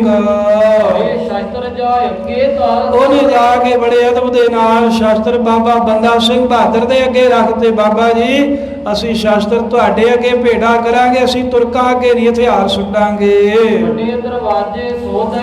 ਜਿਹੜੇ ਗੜੀ ਦੇ ਵੱਡੇ ਦਰਵਾਜ਼ੇ ਸੀ ਉਹ ਵੀ ਸਿੰਘਾਂ ਨੇ ਖੋਲ ਦਿੱਤੇ ਤੇ ਜਿਹੜੇ ਸਿੰਘ ਆ ਦਰਵਾਜ਼ੇ ਖੋਲ ਕੇ ਕਹਿਣ ਲੱਗੇ ਉਹ ਤੁਰਕੜਿਓ ਸਾਨੂੰ ਮਾਰਨਾ ਚਾਹੁੰਦੇ ਸੀ ਆ ਜਾਓ ਅਸੀਂ ਤੁਹਾਡੇ ਸਾਹਮਣੇ ਖਲੋਤੇ ਆ ਸਾਨੂੰ ਮਾਰ ਲਓ ਅਸੀਂ ਨਹੀਂ ਤੁਹਾਡੇ ਤੋਂ ਡਰਦੇ। ਇਦਾਂ ਕਿਲੇ ਦਾ ਦਰਵਾਜ਼ਾ ਖੋਲ ਕੇ ਸ਼ਸਤਰ ਜਿਹੜੇ ਸੀ ਉਹ ਤਿਆਗ ਕੇ ਸਿੰਘ ਕਹਿੰਦੇ ਮਾਰ ਲਓ ਸਾਨੂੰ। ਕਈ ਅਣ ਸ਼ਸਤਰ ਉਨ ਵੱਲ ਫੇਕੈ, ਕਈ ਸਿੰਘ ਇੰਨੇ ਗੁੱਸੇ ਵਿੱਚ ਸਨ ਵੀ ਉਹਨਾਂ ਨੇ ਸ਼ਸਤਰ ਵਗਾ ਕੇ ਤੁਰਕਾਂ ਵੱਲ ਮਾਰੇ ਹਨ। ਕਈ ਅਣ ਭੰਨ ਸਾੜੇ ਠੇਕੈ, ਕਈਆਂ ਨੇ ਸ਼ਸਤਰ ਜਿਹੜੇ ਧਨਖ ਆਦਿਕ ਸੀ ਭੰਨ ਦਿੱਤੇ ਵੀ ਜੇ ਸਾਡੇ ਕੰਮ ਨਹੀਂ ਤੇ ਇਹਨਾਂ ਤੁਰਕਾਂ ਦੇ ਹੱਥ ਵੀ ਨਹੀਂ ਸ਼ਸਤਰ ਲੱਗਣੇ ਚਾਹੀਦੇ। ਹੋਰ ਤਬ ਨੇ ਬਾਬ ਨੇ ਸੁਣ ਲਈ ਕਹੀ ਜੋ ਬੰਦੇ ਬਾਤ। ਜਿਹੜਾ ਸੂਬਾ ਸੀ ਸਰਹੰਦ ਦਾ ਅਬਦੁਲ ਸਮੁੱਦ ਖਾਨ, ਇਹ ਵੀ ਹੈ, ਇਹਦਾ ਅੱਗੇ ਪੁੱਤਰ ਸੀ ਯਕਰੀਆ ਖਾਨ, ਉਹ ਵੀ ਇਸ ਜੰਗ ਵਿੱਚ ਹਾਜ਼ਰ ਸੀ। ਹੋਰ ਵੀ ਕਈ ਜਾਣੇ ਆਏ ਨੇ। ਜਦੋਂ ਉਹਨਾਂ ਨੂੰ ਇਹ ਪਤਾ ਲੱਗ ਗਿਆ ਵੀ ਜਿਹੜੀ ਅਸੀਂ ਗੱਲ ਕਹੀ ਆ ਨਾ ਵੀ ਬਾਦਸ਼ਾਹ ਕਹਿੰਦਾ ਵੀ ਗ੍ਰਿਫਤਾਰੀ ਦੇ ਦਿਓ, ਤੁਹਾਨੂੰ ਕੁਝ ਨਹੀਂ ਕਵਾਂਗੇ, ਉਹ ਬੰਦਾ ਸਿੰਘ ਬਹਾਦਰ ਨੇ ਗੱਲ ਮੰਨ ਲਈ ਆ ਸਾਡੇ। ਦੋਹਰਾ ਖੁਸ਼ੀ ਭਈ ਸ਼ਾਦੀ ਆਈ ਮਨ ਮੈਂ ਸੋਗਰ ਬਾਤ। ਪਹਿਲਾਂ ਆਪ ਹੀ ਕਹਿੰਦੇ ਵੀ ਸੰਧੀ ਕੀਤੀ ਹੈ, ਤੇ ਜਦੋਂ ਬਾਬਾ ਜੀ ਨੇ ਹਾਂ ਕਰਤੀ ਤੇ ਜਿਹੜਾ ਸੂਬਾ ਸੀ ਬੜਾ ਖੁਸ਼ ਹੋਇਆ, ਤੇ ਮਨੋਂ ਵਿਆਹ ਜਿੰਦਾ ਇਹਨੂੰ ਚਾਅ ਚੜ ਗਿਆ, ਤੇ ਨਾਲ ਹੀ ਮਨ ਦੇ ਵਿੱਚ ਕਹਿੰਦੇ ਹੁਣ ਨਾਲ ਹੀ ਹੰਕਾਰ ਆ ਗਿਆ ਬਹੁਤ। ਚੰਦ ਸ਼ਸਤਰ ਸਟਾਏ ਨਵਾਬ ਸੁਨ ਪਾਏ। ਜਦੋਂ ਨਵਾਬ ਨੂੰ ਇਹ ਪਤਾ ਲੱਗਾ ਵੀ ਸਿੰਘਾਂ ਨੇ ਬਾਬਾ ਬੰਦਾ ਸਿੰਘ ਬਹਾਦਰ ਦੇ ਅੱਗੇ ਸ਼ਸਤਰ ਰੱਖ ਦਿੱਤੇ ਨੇ, ਆਪ ਕਰਵਾਇਓ ਨੇ ਅੰਗ ਸਮਾਇਓ। ਸੂਬਾ ਜਿਹੜਾ ਲਾਹੌਰ ਦਾ ਸੂਬਾ ਅਬਦੁਲ ਸਮੁੱਦ ਖਾਨ ਕਹਿੰਦੇ ਇਹਦੇ ਹੰਕਾਰ ਦੇ ਨਾਲ ਗੁਬਾਰੇ ਵਾਂਗੂ ਫੁੱਲ ਗਿਆ, ਅੰਗਾਂ 'ਚ ਨਹੀਂ ਸਮਾਉਂਦਾ। ਕਹਿੰਦਾ ਵੇਖਿਆ ਮੇਰੀ ਜਿੱਤ ਹੋ ਗਈ ਹੈ। ਹੁਣ ਇਹ ਨਹੀਂ ਪਤਾ ਵੀ 8 ਮਹੀਨਿਆਂ ਤੋਂ ਸਾਡੀ ਜੁਰਤ ਨਹੀਂ ਸੀ ਗੜੀ ਦੇ ਅੰਦਰ ਜਾਣ ਦੀ, ਤੇ ਹੁਣ ਬਾਬਾ ਜੀ ਖੁਦ ਸ਼ਾਂਤੀ ਨਾਲ ਗ੍ਰਿਫਤਾਰੀ ਦੇਣ ਲੱਗੇ ਤੇ ਕਹਿੰਦਾ ਵੀ ਮੈਂ ਜਿੱਤ ਗਿਆ। ਲੋਕ ਸਦਾਏ ਵੱਲ ਬੰਦਾ ਭਲਾਏ। ਇਹਨੇ ਆਪਣੀ ਫੌਜ ਦੇ ਅਫਸਰ ਸੱਦੇ ਤੇ ਉਹਨਾਂ ਨੂੰ ਕਹਿੰਦਾ ਵੀ ਜਾਓ ਤੁਸੀਂ ਗੜੀ ਦੇ ਵਿੱਚ ਬਾਬਾ ਬੰਦਾ ਸਿੰਘ ਬਹਾਦਰ ਵਾਲਾ। ਇਹ ਜੀ ਇੰਨੀ ਜੁਰਤ ਨਹੀਂ ਆ ਵੀ ਮੈਂ ਆਖਾਂ ਵੀ ਚਲੋ ਮੈਂ ਚੱਲਦਾ ਤੇ ਮੇਰੇ ਨਾਲ ਤੁਸੀਂ ਚੱਲੋ। ਹਾਲਾਂ ਵੀ ਆਪਣੇ ਥੱਲੇ ਲੈਵਲ ਦੇ ਅਫਸਰਾਂ ਨੂੰ ਕਹਿੰਦਾ ਵੀ ਜਾਓ ਅੰਦਰ, ਬੰਦਾ ਫੜ ਲਿਆਇਓ ਨਾ ਦੇਰ ਲਗਾਓ। ਜਾਓ ਹੁਣ ਬਾਬਾ ਬੰਦਾ ਸਿੰਘ ਬਹਾਦਰ ਨੂੰ ਗ੍ਰਿਫਤਾਰ ਕਰਕੇ ਲੈ ਆਓ, ਤੇ ਇਹਦੇ ਵਿੱਚ ਹੁਣ ਬਹੁਤੀ ਦੇਰ ਨਾ ਲਾਵੋ। ਫਿਰ ਨਵਾਬ ਸਭ ਸਦ ਕਹਿਓ ਥੋ ਜਿਤਨੇ ਫੌਜਦਾਰ। ਜਿੰਨੇ ਵੀ ਫੌਜਦਾਰ ਸੀ, ਕੋਈ 100 ਦਾ, ਕੋਈ 1000 ਦਾ, ਕੋਈ 2000 ਦਾ, ਜਿਹੜਾ ਕੋਈ ਜਥੇਦਾਰ, ਕੋਈ ਮੁਖੀ ਸੀ, ਉਹਨਾਂ ਸਾਰਿਆਂ ਨੂੰ ਅਬਦੁਲ ਸਮੁੱਦ ਖਾਨ ਸੂਬੇ ਨੇ ਆਪਣੇ ਕੋਲ ਸੱਦ ਕੇ ਕਿਹਾ ਬੰਦਾ ਸ਼ਸਤਰ ਸੁੱਟ ਦੋਏ ਉਸ ਮਾਰਨ ਨਹਿ ਦਰਕਾਰ। ਕਹਿੰਦੇ ਬੰਦਾ ਸਿੰਘ ਬਹਾਦਰ ਹੁਣ ਸਾਡੇ ਉੱਤੇ ਸ਼ਸਤਰ ਨਹੀਂ ਚਲਾਵੇਗਾ, ਉਹ ਗ੍ਰਿਫਤਾਰੀ ਦੇਗਾ, ਇਸ ਕਰਕੇ ਉਹਨੂੰ ਮਾਰਨਾ ਨਹੀਂ, ਆਪਾਂ ਜਿਉਂਦਿਆਂ ਲੈ ਕੇ ਜਾਵਾਂਗੇ ਦਿੱਲੀ, ਸਾਨੂੰ ਜ਼ਿਆਦੇ ਇਨਾਮ ਮਿਲਣਗੇ। ਸੋ ਸੁਣ ਕੇ ਦੌੜੇ ਕਈ ਲੁੱਟਣ ਦੌੜੇ। ਕਹਿੰਦੇ ਵੀ ਜਦੋਂ ਇਹ ਹੁਕਮ ਹੋਇਆ ਨੇ ਵੀ ਜਾਓ ਗੜੀ ਦੇ ਵਿੱਚ ਤੇ ਜਾ ਕੇ ਬਾਬਾ ਬੰਦਾ ਸਿੰਘ ਨੂੰ ਲੈ ਆਓ, ਤੇ ਕਈ ਇਹ ਗੱਲ ਸੁਣਦਿਆਂ ਸਾਰੀ ਅੰਦਰ ਨੂੰ ਦੌੜੇ ਕਿ ਆਪਾਂ ਜਾ ਕੇ ਅੰਦਰੋਂ ਲੁੱਟਾਂਗੇ ਮਾਲ ਬੜਾ। ਇਹਨਾਂ ਨੂੰ ਇਹ ਸੀ ਵੀ ਸਿੰਘਾਂ ਦੇ ਕੋਲ ਮੋਹਰਾਂ ਬੜੀਆਂ ਨੇ, ਬਾਬੇ ਬੰਦਾ ਸਿੰਘ ਬਹਾਦਰ ਕੋ ਹੀਰੇ ਬੜੇ ਨੇ, ਖਜ਼ਾਨਾ ਬੜਾ ਏ, ਉਹ ਲੁੱਟਣ ਵਾਸਤੇ ਅੰਦਰ ਨੂੰ ਦੌੜੇ ਹਨ। ਇਮ ਸਿੱਖ ਜਾਤੇ ਜਨ ਉਂਗੈ ਮਾਤੇ। ਉਹਨਾਂ ਇਮ ਸਿੱਖ ਜਾਤੇ ਜਨ ਉਂਗੈ ਮਾਤੇ, ਜਦੋਂ ਅੰਦਰ ਗਏ ਤੇ ਇਹਨਾਂ ਨੇ ਇਦਾਂ ਜਾਣਿਆ ਵੀ ਸਿੱਖ ਜਿਹੜੇ ਨੇ ਸਾਹ ਚੱਲ ਰਹੇ ਨੇ, ਉਂਗ ਰਹੇ ਨੇ ਤੇ ਮਦਹੋਸ਼ ਹੋਏ ਪਏ ਹਨ। ਆਓ ਪਈ ਲਿਓ ਚਫੇਰੇ ਚਬਾਰੋ ਘੇਰ। ਜਿਸ ਚਬਾਰੇ ਦੇ ਵਿੱਚ ਬਾਬਾ ਬੰਦਾ ਸਿੰਘ ਬਹਾਦਰ ਦਾ ਆਸਣ ਸੀ, ਜਾ ਕੇ ਤੁਰਕਾਂ ਨੇ ਉਹਨੂੰ 4 ਚਫੇਰੇ ਘੇਰਾ ਪਾ ਲਿਆ। ਵੀ ਦਿਸੇ ਉਸ ਸਸਕਤ ਸ਼ੇਰ। ਪਰ ਫੇਰ ਵੀ ਇਹਨਾਂ ਦੀ ਜੁਰਤ ਨਹੀਂ ਹੈ ਵੀ ਚਬਾਰੇ ਦੇ ਵਿੱਚ ਚੜ ਕੇ ਅੰਦਰ ਵੜ ਜਾਈਏ। ਕਹਿੰਦੇ ਵੀ ਇਹਨਾਂ ਨੂੰ ਇਦਾਂ ਦਿਖਦਾ ਹੈ ਵੀ ਜਿਵੇਂ ਸਿਸਕਦਾ ਹੋਇਆ ਸ਼ੇਰ ਹੋਵੇ ਨਾ, ਵੀ ਸ਼ੇਰ ਕਹਿੰਦੇ ਫੱਟੜ ਹੋਇਆ, ਜ਼ਖਮੀ ਹੋਇਆ ਹੋਵੇ, ਮਰਨ ਕਿਨਾਰੇ ਹੋਵੇ, ਪਰ ਸਿਸਕਦਾ ਹੋਇਆ ਸ਼ੇਰ ਵੇਖ ਕੇ ਜਿਵੇਂ ਕੋਈ ਡਰਦਾ ਨੇੜੇ ਨਹੀਂ ਜਾਂਦਾ। ਕਰ ਕੋ ਨੇੜ ਨਾ ਆਵੇ। ਇਸੇ ਤਰ੍ਹਾਂ ਬਾਬਾ ਬੰਦਾ ਸਿੰਘ ਬਹਾਦਰ ਜੀ ਦੇ ਕੋਈ ਨੇੜੇ ਨਹੀਂ ਜਾਂਦਾ। ਇੱਕ ਦੂਜੇ ਨੂੰ ਕਹਿੰਦੇ ਤੂੰ ਚੜ੍ਹੋ ਪੌੜੀਆਂ, ਦੂਜਾ ਕਹਿੰਦਾ ਤੂੰ ਚੜ੍ਹ, ਧੱਕੇ ਮਾਰਦੇ ਨੇ। ਕਰ ਮਨ ਮੈਂ ਬਹੁ ਸੰਕਾਵੇ। ਪਰ ਬਾਬਾ ਬੰਦਾ ਸਿੰਘ ਬਹਾਦਰ ਜੀ ਦਾ ਭੈ ਕਰਕੇ ਮਨ ਦੇ ਵਿੱਚ ਬੜਾ ਹੀ ਸੰਕੋਚ ਕਰਦੇ ਨੇ। ਕੋਈ 2 ਕਦਮ ਗਾਂਹ ਜਾਂਦਾ ਹੈ ਤੇ 10 ਕਦਮ ਭੱਜ ਕੇ ਪਿਛਾਂਹ ਆਉਂਦਾ ਏ। ਧੁੱਪ ਚਬਾਰੇ ਡਿੱਗ ਖੜੇ ਅੰਦਰ ਵੜਨੋਂ ਸੰਕਾਹੇ। ਕਹਿੰਦੇ ਵੀ ਜਿਵੇਂ ਕਿਵੇਂ ਕਰਕੇ ਨਾ ਕੁਝ ਜਿਹੜੇ ਸੀ ਉਹ ਪਠਾਨ ਚਬਾਰੇ ਤੇ ਚੜ ਗਏ, ਤੇ ਜਦੋਂ ਹੁਣ ਚਬਾਰੇ ਤੇ ਵੀ ਚੜ ਗਏ ਨੇ ਤੇ ਉੱਥੇ ਬਾਹਰ ਖਲੋ ਗਏ ਆ, ਉਸ ਚਬਾਰੇ ਦੇ ਵਿੱਚ ਅੰਦਰ ਵੜਨ ਤੋਂ ਵੀ ਡਰਦੇ ਹਨ। ਕੀਤੋ ਬੰਦੋ ਦੇਖ ਕੇ ਤੋ ਜਾਏ ਫੜੀ ਤੇ ਬਾਹੇ। ਇਹ ਜਦੋਂ ਬੂਹਾ ਜੇ ਨਾ ਖੋਲਿਆ ਡਰਦਿਆਂ ਤੇ ਵੇਖਿਆ ਵੀ ਬਾਬਾ ਬੰਦਾ ਸਿੰਘ ਬਹਾਦਰ ਚੌਂਕੜਾ ਮਾਰ ਕੇ ਅੜੋਲ ਬੈਠੇ ਨੇ। ਇਹ ਬਾਬਾ ਜੀ ਕਹਿਣ ਲੱਗੇ, ਉਹ ਪਠਾਣੋ ਡਰਦੇ ਕਿਉਂ? ਤੁਹਾਨੂੰ ਅਸੀਂ ਖੁਦ ਕਹਿ ਰਹੇ, ਆ ਲਓ ਫੜੋ ਬਾਂਹ ਸਾਡੀ, ਕਰ ਲਓ ਸਾਨੂੰ ਗ੍ਰਿਫਤਾਰ, ਅਸੀਂ ਆਪਣਾ ਸਿਰ ਤੁਹਾਡੇ ਸਿਰ ਤੇ ਲਾਵਾਂਗੇ। ਜਦੋਂ ਬਾਬਾ ਜੀ ਨੇ ਆਪ ਬਾਂਹ ਕੀਤੀ, ਫੇਰ ਇਹਨਾਂ ਨੂੰ ਥੋੜਾ ਹੌਸਲਾ ਹੋਇਆ ਤੇ ਕੁਝ 2-3 ਜਾਣੇ ਅੰਦਰ ਗਏ। ਉਹਨਾਂ ਚੋਂ ਵੀ ਇੱਕ ਪਹਿਲਾਂ ਗਿਆ। ਜਦੋਂ ਬਾਬਾ ਜੀ ਨੇ ਆਪਣੀ ਗ੍ਰਿਫਤਾਰੀ ਦਿੱਤੀ, ਫਿਰ ਦੂਜਾ ਤੀਜਾ, ਫਿਰ ਕਿੰਨੇ ਜਾਣੇ ਅੰਦਰ ਵੜ ਗਏ। ਹੜ ਬੰਦੇ ਕੋ ਬਾਹਰ ਲਿਆਏ। ਬਾਬਾ ਬੰਦਾ ਸਿੰਘ ਜੀ ਬਹਾਦਰ ਨੂੰ ਗੁਰਦਾਸ ਨੰਗਲ ਦੀ ਗੜੀ ਚੋਂ ਚੁਬਾਰੇ ਚੋਂ ਗ੍ਰਿਫਤਾਰ ਕਰਕੇ ਤੁਰਕ ਬਾਹਰ ਲੈ ਆਏ। ਉਹ ਪਿੰਜਰੇ ਤਬ ਲਿਓ ਪਾਏ। ਇੱਕ ਲੋਹੇ ਦਾ ਬੜਾ ਭਾਰੀ ਪਿੰਜਰਾ ਮੰਗਵਾਇਆ, ਉਹਦੇ ਵਿੱਚ ਬਾਬਾ ਜੀ ਨੂੰ ਇਹਨਾਂ ਨੇ ਕੈਦ ਕੀਤਾ। ਹਜੇ ਵੀ ਡਰ ਹੈ, ਕਹਿੰਦੇ ਲੋਹੇ ਦੇ ਪਿੰਜਰੇ 'ਚ ਕੋਈ ਜਾਦੂ ਨਹੀਂ ਚੱਲਦਾ, ਜੇ ਉਦਾਂ ਫੜ ਕੇ ਖੜਿਆ ਤੇ ਕਿਤੇ ਬਾਬਾ ਬੰਦਾ ਸਿੰਘ ਬਹਾਦਰ ਉੱਡ ਕੇ ਹੀ ਨਾ ਜਾਂਦਾ ਹੋਵੇ। ਔਰ ਸੰਗਲ ਥਾਏ ਚਾਰ ਅੜਾਏ। ਫਿਰ ਜਿਹੜਾ ਲੋਹੇ ਦਾ ਪਿੰਜਰਾ ਹੈ ਨਾ, ਉਹਦੇ ਵੀ ਬਾਰ-ਬਾਰ ਚੌਵੇਂ ਪਾਸੇ ਕਹਿੰਦੇ ਵੱਡੇ ਵੱਡੇ ਸੰਗਲ ਅੜਾ ਦਿੱਤੇ, ਸੰਗਲਾਂ ਦੇ ਨਾਲ ਵਲ ਮਾਰ ਦਿੱਤੇ। ਬੇੜੀ ਗਲ ਤਬਕ ਕਤਾਏ। ਬਾਬਾ ਬੰਦਾ ਸਿੰਘ ਬਹਾਦਰ ਜੀ ਦੇ ਪੈਰਾਂ ਦੇ ਵਿੱਚ ਬੇੜੀਆਂ ਨੇ ਅਤੇ ਗਲੇ ਦੇ ਵਿੱਚ ਵੀ ਇੱਕ ਲੋਹੇ ਦਾ ਬਹੁਤ ਵੱਡਾ ਕੜਾ ਪਾ ਦਿੱਤਾ, ਸਰੀਰ ਤੇ ਭਾਰ ਪਾ ਦਿੱਤਾ। ਹੱਥ ਹਥੌੜੀ ਲੱਕ ਜੰਜੀਰ। ਹੱਥਾਂ ਦੇ ਨਾਲ ਹੱਥ ਘੜੀਆਂ ਤੇ ਲੱਕ ਦੇ ਨਾਲ ਜੰਜੀਰ ਬੰਨੀ ਹੈ। ਬੰਦਾ ਬੰਦਿਓ ਇਤ ਤਤਬੀਰ। ਕਹਿੰਦੇ ਬਾਬਾ ਬੰਦਾ ਸਿੰਘ ਬਹਾਦਰ ਜੀ ਨੂੰ ਇਸ ਤਰ੍ਹਾਂ ਬੜੇ ਜਕੜਬੰਦ ਮਾਰ ਕੇ ਬੰਨਿਆ ਏ, ਫੜ ਕੇ ਵੀ ਡਰਦੇ ਨੇ ਵੀ ਕਿਤੇ ਉੱਡ ਕੇ ਨਾ ਚਲਿਆ ਜਾਵੇ। ਓਏ ਤਰਫ ਤੋਂ ਮੁਗਲ ਬਹਾਏ। ਇਸ ਤੋਂ ਇਲਾਵਾ ਵੀ ਇਹਨਾਂ ਕੀ ਕੀਤਾ ਵੀ ਇਹ ਨਾ ਹੋਵੇ ਵੀ ਪਿੰਜਰਾ ਹੀ ਤਾਂ ਉੱਡਦਾ ਹੋਵੇ ਤੇ 2 ਪਠਾਨ ਕਹਿੰਦੇ ਵੀ ਸਾਨੂੰ ਭਾਓ। 2 ਤਗੜੇ ਪਠਾਨ ਪਿੰਜਰੇ ਦੇ ਦੋਵੇਂ ਪਾਸੇ ਹੱਥ ਪਾ ਕੇ ਬਹਿ ਗਏ, ਕਹਿੰਦੇ ਸਾਨੂੰ ਵੀ ਸੰਗਲ ਬੰਨੋ ਤੇ ਉਹ ਸੰਗਲ ਦਾ ਦੂਜਾ ਸਿਰਾ ਪਿੰਜਰੇ ਦੇ ਨਾਲ ਬੰਨ ਦਿਓ, ਜੇ ਬਾਬਾ ਉੱਡੇਗਾ ਤੇ ਅਸੀਂ ਵੀ ਨਾਲ ਹੀ ਜਾਵਾਂਗੇ। ਨਾਲ ਉਸਰਾ ਕੇ ਓਏ ਨਰੜਾਏ। ਇਸ ਤਰ੍ਹਾਂ 2 ਤਗੜੇ ਪਠਾਨ, ਇਹਨਾਂ ਨੂੰ ਵੀ ਬਾਬਾ ਬੰਦਾ ਸਿੰਘ ਬਹਾਦਰ ਵਾਲੇ ਪਿੰਜਰੇ ਦੇ ਨਾਲ ਨਰੜ ਕੇ ਰੱਖ ਦਿੱਤਾ। ਇਹ ਹੁੰਦਾ ਹੈ ਡਰ ਵੀ ਗ੍ਰਿਫਤਾਰ ਜਦੋਂ ਹੋ ਵੀ ਗਿਆ ਹੈ ਗੁਰੂ ਕਾ ਸੂਰਮਾ ਤੇ ਫੇਰ ਵੀ ਡਰੀ ਜਾਂਦੇ ਹਨ। ਬੰਦਾ ਮਤ ਜਾਵੇ ਉੱਡ। ਕਹਿੰਦੇ ਵੀ ਏਦਾਂ ਨਾ ਹੋਵੇ ਵੀ ਬੰਦਾ ਸਿੰਘ ਬਹਾਦਰ ਕਿਤੇ ਹਵਾ ਜੀ ਉੱਡ ਜਾਵੇ। ਨਾਲ ਗੱਡੇ ਤੇ ਸੰਗਲ ਗੱਡ। ਕਹਿੰਦੇ ਫਿਰ ਹੋਰ ਕੀ ਕਰੀਏ? ਕਹਿੰਦੇ ਏਦਾਂ ਕਰੋ ਵੀ ਆ ਜਿਹੜੇ ਗੱਡੇ ਨੇ ਨਾ, ਲੱਕੜ ਦੇ ਗੱਡਿਆਂ ਦੇ ਉੱਤੇ ਪਿੰਜਰਾ ਰੱਖਿਆ ਸੀ, ਕਹਿੰਦੇ ਵੱਡੇ ਵੱਡੇ ਕਿੱਲ ਲਿਆਓ ਤੇ ਕਿੱਲ ਠੋਕ ਕੇ ਤੇ ਉਹਦੇ ਨਾਲ ਵੱਡੇ ਵੱਡੇ ਸੰਗਲ ਬੰਨ ਦਿਓ ਵੀ ਬਾਬਾ ਬੰਦਾ ਸਿੰਘ ਬਹਾਦਰ ਤਾਂ ਉੱਡਣ ਦਾ ਯਤਨ ਜੇ ਕਰੇ ਤੇ ਨਾਲ ਗੱਡੇ ਦਾ ਭਾਰ ਪੈ ਜਾਵੇ। ਹੋਰ ਦਿਓ ਸੋ ਦਿੱਲੀ ਰਹੋ। ਇਸ ਤਰ੍ਹਾਂ ਬਾਬਾ ਬੰਦਾ ਸਿੰਘ ਬਹਾਦਰ ਨੂੰ ਗ੍ਰਿਫਤਾਰ ਕਰਕੇ ਤੇ ਸਾਧ ਸੰਗਤ ਲਾਹੌਰ ਲੈ ਕੇ ਆਏ। ਪਹਿਲਾਂ ਜਦੋਂ ਗੜੀ ਦੇ ਵਿੱਚੋਂ ਲਾਹੌਰ ਸਿੰਘਾਂ ਨੂੰ, ਜਿਨ੍ਹਾਂ ਨੂੰ ਭੁੱਖਣ ਭਾਣਿਆਂ ਨੂੰ ਗ੍ਰਿਫਤਾਰ ਕੀਤਾ, ਉਹਨਾਂ ਦੀ ਗਿਣਤੀ ਕੋਈ 250 ਤੇ 300 ਦੇ ਕਰੀਬ ਇਤਿਹਾਸਕਾਰਾਂ ਲਿਖੀ ਹੈ।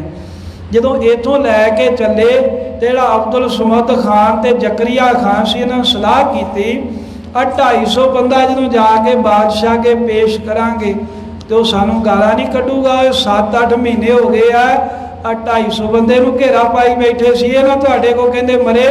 ਕਹਿੰਦੇ ਫਿਰ ਹੁਣ ਕੀ ਕਰੀਏ? ਇਹਨਾਂ ਨੇ ਕਿਹਾ ਵੀ ਇਦਾਂ ਕਰੋ ਵੀ ਜਿਹੜੇ ਸਿੱਖ ਕੋਈ ਘਰਾਂ 'ਚ ਰਹਿੰਦੇ ਉਹ ਵੀ ਚੁੱਕ ਮੰਗਾਓ, ਜਿੱਦਾਂ ਪੁਲਿਸ ਵਾਲੇ ਕਰਦੇ ਆ ਨਾ, ਵੀ ਵੱਧ ਤੋਂ ਵੱਧ ਗਿਣਤੀ ਵਿਖਾਉਣੀ ਆ ਵੀ ਅਸੀਂ ਗ੍ਰਿਫਤਾਰ ਕਿੰਨੇ ਕੀਤੇ ਆ। ਇਸ ਤਰ੍ਹਾਂ ਇਹਨਾਂ ਕੀ ਕੀਤਾ, ਲਾਹੌਰ ਦੇ ਵਿੱਚ ਜਾਂ ਲਾਹੌਰ ਦੇ ਆਸ-ਪਾਸ ਕੋਈ ਸਾਧੂ ਸੰਤ ਮਹੰਤ ਕੋਈ ਗ੍ਰਿਸ਼ਤੀ ਸਿੱਖ ਲੱਭਾ, ਉਹਨਾਂ ਸਿੱਖਾਂ ਨੂੰ ਚੁੱਕ ਚੁੱਕ ਕੇ ਲੈ ਆਏ ਤੇ ਗਿਣਤੀ 740 ਕੀਤੀ। ਇਸ ਤੋਂ ਇਲਾਵਾ 2000 ਸਿੰਘਾਂ ਦੇ ਸਿਰ ਨੇਜਿਆਂ ਦੇ ਟੰਗੇ, 700 ਗੱਡਾ ਸਿੰਘਾਂ ਦੇ ਸਿਰਾਂ ਦਾ ਭਰਿਆ। ਕਹਿੰਦੇ ਇੰਨਾ ਕੁਝ ਲੈ ਕੇ ਜਾਵਾਂਗੇ ਤੇ ਤਾਂ ਹੀ ਜਾ ਕੇ ਉੱਥੇ ਬਾਦਸ਼ਾਹ ਨੂੰ ਦੱਸ ਸਕਾਂਗੇ ਨਾ ਵੀ 8 ਮਹੀਨੇ ਸਾਡੇ ਤਾਂ ਲੱਗੇ ਆ। ਇਹਨਾਂ ਨੇ ਆਮ ਲੋਕ ਫੜ ਫੜ ਕੇ ਮਾਰ ਕੇ, ਕੁਝ ਜਿਹੜੇ ਸਿੰਘ ਸ਼ਹੀਦ ਹੋਏ ਸੀ ਉਹਨਾਂ ਦੇ ਸਿਰ ਵੱਢ ਲਿਆਏ, ਕੁਝ ਆਮ ਲੋਕ ਮਾਰ ਕੇ ਉਹਨਾਂ ਦੇ ਸਿਰ ਵੱਢ ਕੇ ਗੱਡਿਆਂ 'ਚ ਲੱਦ ਲਏ। 2000 ਵਰਸ਼ਿਆਂ ਦੇ ਸਿਰ ਲੱਦ ਕੇ ਤੇ ਇੱਕ ਜਿਹੜਾ ਵਾਂਸ ਸੀ ਉੱਤੇ ਮਰੀ ਹੋਈ ਬਿੱਲੀ ਟੰਗ ਕੇ ਉਹ ਸਭ ਤੋਂ ਅੱਗੇ ਲਾ ਲਿਆ, ਜਿਹਦਾ ਭਾਵ ਇਹ ਸੀ ਵੀ ਗੜੀ ਦੇ ਵਿੱਚ ਅਸੀਂ ਸਿੰਘਾਂ ਦੀ ਬਿੱਲੀ ਵੀ ਜਿਹੜੀ ਉਹ ਵੀ ਨਹੀਂ ਜਿਉਂਦੀ ਛੱਡੀ। ਤੇ ਇਦਾਂ ਲਾਹੌਰ ਤੋਂ ਜਲੂਸ ਚੱਲਿਆ। ਕਹਿੰਦੇ ਲਾਲ ਜੇ ਰੰਗ ਦੀਆਂ ਨਾ ਮਖੌਲ ਉਡਾਉਣ ਦੇ ਲਈ ਸਿੰਘਾਂ ਦੇ ਬਾਬਾ ਜੀ ਦੇ ਸਿਰ ਦੇ ਉੱਤੇ ਇਹਨਾਂ ਨੇ ਟੋਪੀਆਂ ਵੀ ਰੱਖ ਦਿੱਤੀਆਂ ਤੇ ਇੱਥੋਂ ਫਿਰ ਇੱਕ ਜਲੂਸ ਦੀ ਸ਼ਕਲ ਦੇ ਵਿੱਚ ਲਾਹੌਰ ਤੋਂ ਦਿੱਲੀ ਨੂੰ ਜਾ ਰਹੇ ਹਨ। ਛੋਟੀ ਵੱਡੀ ਮੰਜ਼ਲੀ ਲਾਹੇ ਤਾਂ ਕਹਿੰਦੇ ਵੀ ਥੋੜੀ ਬਹੁਤ ਮੰਜ਼ਲ ਜਾਂ ਵੱਡੀ ਮੰਜ਼ਲ ਕਰਦੇ ਆ, ਮੰਜ਼ਲਾਂ ਮਾਰਦਿਆਂ ਹੋਇਆਂ ਲਾਹੌਰ ਤੋਂ ਦਿੱਲੀ ਵੱਲ ਨੂੰ ਜਾ ਰਹੇ ਹਨ। ਇੱਕ ਬੰਦਾ ਸੰਗ ਬੰਦ ਜ ਤੋਰੇ ਜਿਹੜੇ ਬਾਬਾ ਬੰਦਾ ਸਿੰਘ ਬਹਾਦਰ ਜੀ ਦੇ ਨਾਲ ਸਿੱਖ ਬਨ ਕੇ ਨਾਲ ਤੋਰੇ ਸੀ ਦਿੱਲੀ ਲੈ ਕੇ ਜਾਣ ਦੇ ਲਈ। ਦੋਏ ਦੋਏ ਇੱਕ ਇੱਕ ਬੇੜੀ ਜੋੜੇ ਉਹਨਾਂ ਨੂੰ ਵੀ ਕਹਿੰਦੇ ਕਿੱਦਾਂ ਗ੍ਰਿਫਤਾਰ ਕੀਤਾ ਹੈ ਵੀ ਇੱਕ ਇੱਕ ਬੇੜੀ ਦੇ ਵਿੱਚ ਦੋ ਦੋ ਸਿੰਘ ਜਿਹੜੇ ਆ ਉਹ ਇਕੱਠੇ ਜੋੜ ਦਿੱਤੇ ਹਨ। ਇੱਕ ਪਾਸਨ ਉਨ ਕੇ ਹੱਥ ਜੋੜੇ ਇੱਕ ਸਿੰਘ ਦਾ ਖੱਬਾ ਹੱਥ ਤੇ ਇੱਕ ਦਾ ਸੱਜਾ ਹੱਥ, ਉਹ ਦੋਵਾਂ ਨੂੰ ਇੱਕੇ ਹੱਥ ਘੜੀ ਦੇ ਨਾਲ ਬੰਨ ਦਿੱਤਾ ਏ। ਇੱਕ ਇੱਕ ਛੋਟੇ ਕਿਰਿਆ ਲੋੜੇ ਇੱਕ ਇੱਕ ਹੱਥ ਜਿਹੜਾ ਉਹ ਖੁੱਲਾ ਛੱਡ ਦਿੱਤਾ ਹੈ, ਕਿਉਂਕਿ ਲੰਮਾ ਸਫ਼ਰ ਹੈ, ਸਹਿਜੇ ਸਹਿਜੇ ਜਾਣਾ ਹੈ। ਕੋਈ ਸਰੀਰ ਦੀ ਕਿਰਿਆ ਕਰਨੀ ਹੋਵੇ ਇੱਕ ਇੱਕ ਹੱਥ ਦੇ ਨਾਲ ਸਿੰਘ ਆਪਣੀ ਕਿਰਿਆ ਕਰਨ। ਇੱਕ ਇੱਕ ਹੱਥ ਜਿਹੜਾ ਸੀ ਉਹ ਸੱਜਾ ਖੱਬਾ ਸਿੰਘਾਂ ਦਾ ਇਕੱਠਾ ਇੱਕ ਹੱਥ ਘੜੀ ਦੇ ਵਿੱਚ ਬੰਨ ਕੇ ਦੇਵੇ। ਸਿੰਘਾਂ ਨੂੰ ਵੀ ਜਕੜਬੰਦ ਲਾ ਦੇ, ਪੈਰਾਂ 'ਚ ਵੀ ਬੇੜੀਆਂ ਪਾ ਦਿੱਤੀਆਂ ਨੇ। ਤੇ ਸਾਧ ਸੰਗਤ ਜੀ, ਜਿਵੇਂ ਗੁਰੂ ਮਹਾਰਾਜ ਸਾਹਿਬ ਦੇ ਇਹਨਾਂ ਸਿੰਘਾਂ ਨੂੰ ਦਿੱਲੀ ਦੇ ਵਿੱਚ ਲੈ ਕੇ ਜਾਂਦੇ ਆ, ਤੇ ਜਦੋਂ ਫਰਕਸੀਆਂ ਨੂੰ ਪਤਾ ਲੱਗਾ ਨਾ ਵੀ ਬੰਦਾ ਸਿੰਘ ਬਹਾਦਰ ਨੂੰ ਫੜ ਕੇ ਲੈ ਆਂਦਾ, ਉਹ ਸੁਨੇਹਾ ਭੇਜਦਾ, ਕਹਿੰਦਾ ਇਹਨੂੰ ਦਿੱਲੀ 'ਚ ਨਾ ਲੈ ਕੇ ਆਏ, ਬੜੀ ਬੁਰੀ ਬਲਾ ਜੇ। ਉਹ ਦਿੱਲੀ ਤੋਂ ਕਹਿੰਦਾ ਬਾਹਰ ਹੀ ਰੱਖਿਓ। ਬਾਬਾ ਬੰਦਾ ਸਿੰਘ ਬਹਾਦਰ ਗ੍ਰਿਫਤਾਰ ਨੇ, ਪਰ ਹਿੰਦੁਸਤਾਨ ਦਾ ਉਦੋਂ ਦਾ ਬਾਦਸ਼ਾਹ ਡਰੀ ਜਾਂਦਾ ਹੈ। ਤੇ ਜੇ ਫਿਰ ਅਖੀਰ ਦਿੱਲੀ 'ਚ ਖੜਿਆ, ਕਹਿੰਦੇ ਇਹਦੀਆਂ ਅੱਖਾਂ ਕੱਢ ਕੇ ਲਿਆਇਓ, ਕਿਉਂਕਿ ਇਹਦੀਆਂ ਅੱਖਾਂ ਦੇ ਵਿੱਚ ਜਾਦੂ ਹੈ, ਜਿਹਦੇ ਵੱਲ ਵੇਖਦਾ ਹੈ ਉਹਨੂੰ ਅੱਖਾਂ ਦੇ ਨਾਲ ਹੀ ਮਾਰ ਦਿੰਦਾ। ਸੋ ਇਸ ਤਰ੍ਹਾਂ ਦਾ ਬਾਬਾ ਜੀ ਦਾ ਡਰ, ਜਿਵੇਂ ਉਹਨਾਂ ਦੀ ਨਾਲ ਦੇ ਸਿੰਘਾਂ ਦੀ ਸ਼ਹੀਦੀ ਹੁੰਦੀ ਹੈ। ਗੁਰੂ ਕੇ ਸਿੰਘ ਭਾਵੇਂ ਕਿ ਸਾਧ ਸੰਗਤ ਬੜੇ ਤੰਗ ਕੀਤੇ ਗਏ ਹਕੂਮਤ ਵੱਲੋਂ, ਉਹ ਅੱਗੇ ਚੜ੍ਹਦੀ ਕਲਾ ਦਾ ਕੱਲ ਪ੍ਰਸੰਗ ਆਵੇਗਾ ਵੀ ਸਿੱਖ ਫੇਰ ਵੀ ਬਾਣੀ ਵਿੱਚ ਰੱਤੇ ਨੇ, ਨਾਮ ਦੇ ਰਸੀਏ ਨੇ, ਮੋਹੇ ਮਰਨੇ ਕਾ ਚਾਉ ਹੈ, ਇਦਾਂ ਦੇ ਨਾਰੇ ਲਾਉਂਦੇ ਹਨ। ਸੂਰਾ ਸੋ ਪਹਿਚਾਨੀਏ ਜੋ ਲੜੈ ਦੀਨ ਕੇ ਹੇਤ, ਇਹਨਾਂ ਦੀ ਜ਼ੁਬਾਨ ਤੇ ਵਸਿਆ ਹੈ। ਧਨ ਜੀਓ ਦੇਖੋ ਜਗ ਮੈਂ ਮੁਖ ਤੇ ਹਰ ਚਿਤ ਮੈਂ ਜੁੱਧ ਵਿਚਾਰੇ, ਇਹ ਇਹਨਾਂ ਦੇ ਦਿਲ ਦੀ ਭਾਵਨਾ ਏ। ਜਿਵੇਂ ਸਿੰਘ ਚੜ੍ਹਦੀ ਕਲਾ ਦੇ ਨਾਲ ਦਿੱਲੀ ਪਹੁੰਚਦੇ ਨੇ, ਰਾਹ ਜਾਂਦਿਆਂ ਹੋਇਆਂ ਵੀ ਬੇੜੀਆਂ ਵਿੱਚ ਜਗੜੇ ਹੋਏ ਵੀ ਲੋਕਾਂ ਦੇ ਨਾਲ ਜੰਗ ਜੁੱਧ ਕਰੀ ਜਾਂਦੇ ਨੇ। ਜੇ ਕੋਈ ਤੁਰਕ ਜਾਂ ਤੁਰਕਾਂ ਦਾ ਪਰਿਵਾਰ ਸਿੰਘਾਂ ਨੂੰ ਮਾੜਾ ਚੰਗਾ ਕਹਿੰਦਾ ਏ। ਇਹ ਕਥਾ ਆਪਾਂ ਬਾਬਾ ਜੀ ਦੀ ਸ਼ਹੀਦੀ ਦੀ ਕੱਲ ਸਰਵਣ ਕਰਾਂਗੇ। ਮਹਾਰਾਜ ਦੇ ਖਾਲਸੇ ਦਾ ਇਹ ਪਵਿੱਤਰ ਇਤਿਹਾਸ ਕਹਿੰਦਿਆਂ ਸੁਣਦਿਆਂ ਹੋਈਆਂ ਅਨੇਕਾਂ ਭੁੱਲਾਂ ਗਲਤੀਆਂ ਬਖਸ਼ ਦੇਣੀਆਂ। ਸਾਧ ਸੰਗਤ ਵੇਖੋ ਕਿੱਡੇ ਵੱਡੇ ਗੁਰੂ ਮਹਾਰਾਜ ਸਾਹਿਬ ਜੀ ਦੇ ਸਿੰਘ, ਜਿਨ੍ਹਾਂ ਨੇ ਆਪਣਾ ਲਹੂ ਪੰਥ ਵਾਸਤੇ ਰੋੜ ਦਿੱਤਾ। ਅੱਜ ਕੱਲ੍ਹ ਨਾ ਕਈ ਸਾਡੇ ਜੋ ਉੱਠੇ ਨੇ ਪ੍ਰਚਾਰਕ, ਕਹਿਣਗੇ ਤੁਸੀਂ ਗੁਰੂ ਦਾ ਦਰਬਾਰ ਜਿਹੜਾ ਇਹਨੂੰ ਜਲ ਦੇ ਨਾਲ ਕਿਉਂ ਧੋਂਦੇ ਹੋ, ਮਹਾਰਾਜ ਦੇ ਥੜੇ ਦਾ ਦੁੱਧ ਦੇ ਨਾਲ ਕਹਿੰਦੇ ਇਸ਼ਨਾਨ ਕਿਉਂ ਕਰਾਉਂਦੇ ਹੋ। ਉਹਨਾਂ ਮੂਰਖਾਂ ਨੂੰ ਇਹ ਨਹੀਂ ਪਤਾ, ਉਹਨਾਂ ਨਾਸਤਕਾਂ ਨੂੰ, ਵੀ ਮਹਾਰਾਜ ਦੇ ਦਰਬਾਰਾਂ ਨੂੰ ਬਣਾਉਣ ਵਾਸਤੇ ਸਿੰਘਾਂ ਨੇ ਤਾਂ ਆਪਣਾ ਖੂਨ ਵਹਾ ਦਿੱਤਾ। ਸਿੰਘਾਂ ਨੇ ਤਾਂ ਆਪਣੇ ਲਹੂ ਦੇ ਨਾਲ ਗੁਰੂ ਸਾਹਿਬ ਦੇ ਦਰਬਾਰ ਧੋਤੇ ਨੇ। ਦੁੱਧ ਤੇ ਪਾਣੀ ਜਿਹੜਾ ਹੈ ਉਹ ਕਿੰਨੀ ਕੁ ਵੱਡੀ ਚੀਜ਼ ਰੱਖਦਾ ਹੈ, ਕਿੰਨੀ ਕੁ ਵੱਡਾ ਮਾਇਨਾ ਰੱਖਦਾ ਹੈ। ਸੋ ਇਸ ਕਰਕੇ ਇਹੋ ਜਿਹੇ ਜਿਹੜੇ ਮੂਰਖ ਲੋਕ ਨੇ ਨਾ, ਮਨਮੁਖ, ਉਹਨਾਂ ਨੂੰ ਮੂੰਹ ਤੇ ਹੀ ਕਹਿੰਦੇ ਵੀ ਜਿਹੜਾ ਰੋਕ ਦੇਣਾ ਚਾਹੀਦਾ ਏ। ਕਈ ਸਿੰਘ ਜਿਹੜੇ ਨੇ ਨਾ, ਕੋਈ ਮੂਰਖ ਬੰਦਾ ਹੋਵੇ ਤੇ ਕਹਿਣ ਲੱਗੇ ਵੀ ਇਹ ਮੂਰਖ ਹੈ, ਵੀ ਇਹਦੇ ਨਾਲ ਉਲਝੋ ਨਾ। ਪਰ ਗੁਰੂ ਨਾਨਕ ਸਾਹਿਬ ਕਹਿੰਦੇ ਜ਼ਰੂਰ ਉਲਝੋ। ਕਹਿੰਦੇ ਕਿਉਂ? ਕਹਿੰਦੇ ਵੀ ਜੇ ਕੋਈ ਮੂਰਖ ਆ ਉਹਦਾ ਬੂਥਾ ਭੰਨ ਦਿਓ ਮਾਰ ਕੇ ਚਪੇੜ, ਮੂਰਖ ਗੰਢ ਪਵੈ ਮੋਹੇ ਮਾਰ। ਜਦੋਂ ਮੂੰਹ ਤੇ ਕਹਿੰਦੇ ਜੁੱਤੀਆਂ ਵੱਜਣ ਤੇ ਫਿਰ ਮੂਰਖ ਸਿਆਣੇ ਹੋ ਜਾਂਦੇ ਆ। ਤੇ ਸੰਗਤ ਜੀ, ਕਿੱਡਾ ਵੀ ਵੱਡਾ ਕੋਈ ਕਥਾਵਾਚਕ ਹੋਵੇ, ਕਿੱਡਾ ਵੀ ਵੱਡਾ ਪ੍ਰਚਾਰਕ ਹੋਵੇ, ਜੇ ਉਹ ਤੁਹਾਡੇ ਗੁਰੂ ਮਹਾਰਾਜ ਦੀ ਸੇਵਾ ਦੇ ਉਂਗਲ ਚੁੱਕਦਾ ਹੈ, ਉਹਨੂੰ ਫੜ ਲਿਆ ਕਰੋ, ਜਵਾਬ ਮੰਗਿਆ ਕਰੋ। ਕੋਈ ਵੀ ਹੋਵੇ, ਮਹਾਰਾਜ ਦੀ ਸੇਵਾ ਭਾਵਨਾ ਨਾਲ ਕਰਨ ਤੋਂ ਰੋਕਣ ਵਾਲਿਆਂ ਕੋਲ ਜਵਾਬ ਲੈਣਾ ਹੈ। ਮਹਾਰਾਜ ਦੇ ਸਥਾਨ ਜਿਹੜੇ ਹੈ ਇਹਦੇ ਦੁੱਧ ਨਾਲ ਵੀ ਧੁੱਪਦੇ ਰਹਿਣੇ ਹੈ, ਜਲ ਨਾਲ ਵੀ ਇਹਨਾਂ ਦੇ ਇਸ਼ਨਾਨ ਹੋਣਗੇ। ਤੇ ਇਹੋ ਜਿਹੇ ਵੀ ਸੂਰਮਿਆਂ ਜੇ ਕਿਸੇ ਦਿਨ ਲਹੂ ਨਾਲ ਧੋਣੇ ਪਏ ਤੇ ਉਹ ਲਹੂ ਦੇ ਨਾਲ ਵੀ ਧੋ ਦੇਣਗੇ ਤੇ ਧੋਂਦੇ ਰਹੇ ਹੈ। ਸਤਿਗੁਰੂ ਮਹਾਰਾਜ ਸਾਹਿਬ ਜੀ ਕਿਰਪਾ ਕਰਨ, ਸਿੰਘਾਂ ਸ਼ਹੀਦਾਂ ਦੇ ਇਹ ਪਾਵਨ ਇਤਿਹਾਸ ਨੂੰ ਕਹਿੰਦਿਆਂ ਹੋਈਆਂ ਬੇਅੰਤ ਭੁੱਲਾਂ ਗਲਤੀਆਂ ਜਿਹੜੀਆਂ ਉਹ ਬਖਸ਼ ਦੇਣੀਆਂ। ਸਿੱਖ ਬੰਦੇ ਸੰਗ ਬੰਦ ਜ ਤੋਰੇ, ਦੋਏ ਦੋਏ ਇੱਕ ਇੱਕ ਬੇੜੀ ਜੋੜੇ, ਇੱਕ ਪਾਸਨ ਉਨ ਕੇ ਹੱਥ ਜੋੜੇ, ਇੱਕ ਇੱਕ ਛੋਟੇ ਕਿਰਿਆ ਲੋੜੇ। ਵਾਹਿਗੁਰੂ ਜੀ ਕਾ ਖਾਲਸਾ ਵਾਹਿਗੁਰੂ ਜੀ ਕੀ ਫਤਿਹ। ਗੋਬਿੰਦ ਹੈ ਗੋਪਾਲ ਹੈ ਦਇਆਲ ਲਾਲ। ਪ੍ਰਾਣਨਾਥ ਅਨਾਥ ਸਖੇ ਦੀਨ ਦਰਦ ਨਿਵਾਰ। ਏ ਸਮਰਾਥ ਅਗਮ ਪੂਰਨ ਮੋਹਿ ਮਇਆ ਤਾਰ। ਅੰਧ ਕੋਪ ਮਹਾ ਭਿਆਨ ਨਾਨਕ ਪਾਰੇ ਉਤਾਰ। ਆਏ ਪ੍ਰਭ ਸਰਨਾਗਤੀ ਕਿਰਪਾ ਨਿਧ ਦਇਆਲ। ਏਕ ਅਖਰ ਹਰ ਮਨ ਬਸਤ ਨਾਨਕ ਹੋਤ ਨਿਹਾਲ। ਵਾਹਿਗੁਰੂ ਨਾਮ ਜਹਾਜ ਹੈ ਚੜੇ ਸੋ ਤਰੇ ਮਾਰ। ਜੋ ਸ਼ਰਧਾ ਕਰ ਸੇਵੰਦ ਵਾਹਿਗੁਰੂ ਪਾਰੇ ਉਤਾਰਨਾ। ਜੋ ਸ਼ਰਧਾ ਕਰ ਸੇਵੰਦ ਵਾਹਿਗੁਰੂ ਪਾਰੇ ਉਤਾਰਨ ਹਾਰ। ਵਾਹਿਗੁਰੂ ਜੀ ਕਾ ਖਾਲਸਾ ਵਾਹਿਗੁਰੂ ਜੀ ਕੀ ਫਤਿਹ। ਸਤਿ ਸ੍ਰੀ ਅਕਾਲ।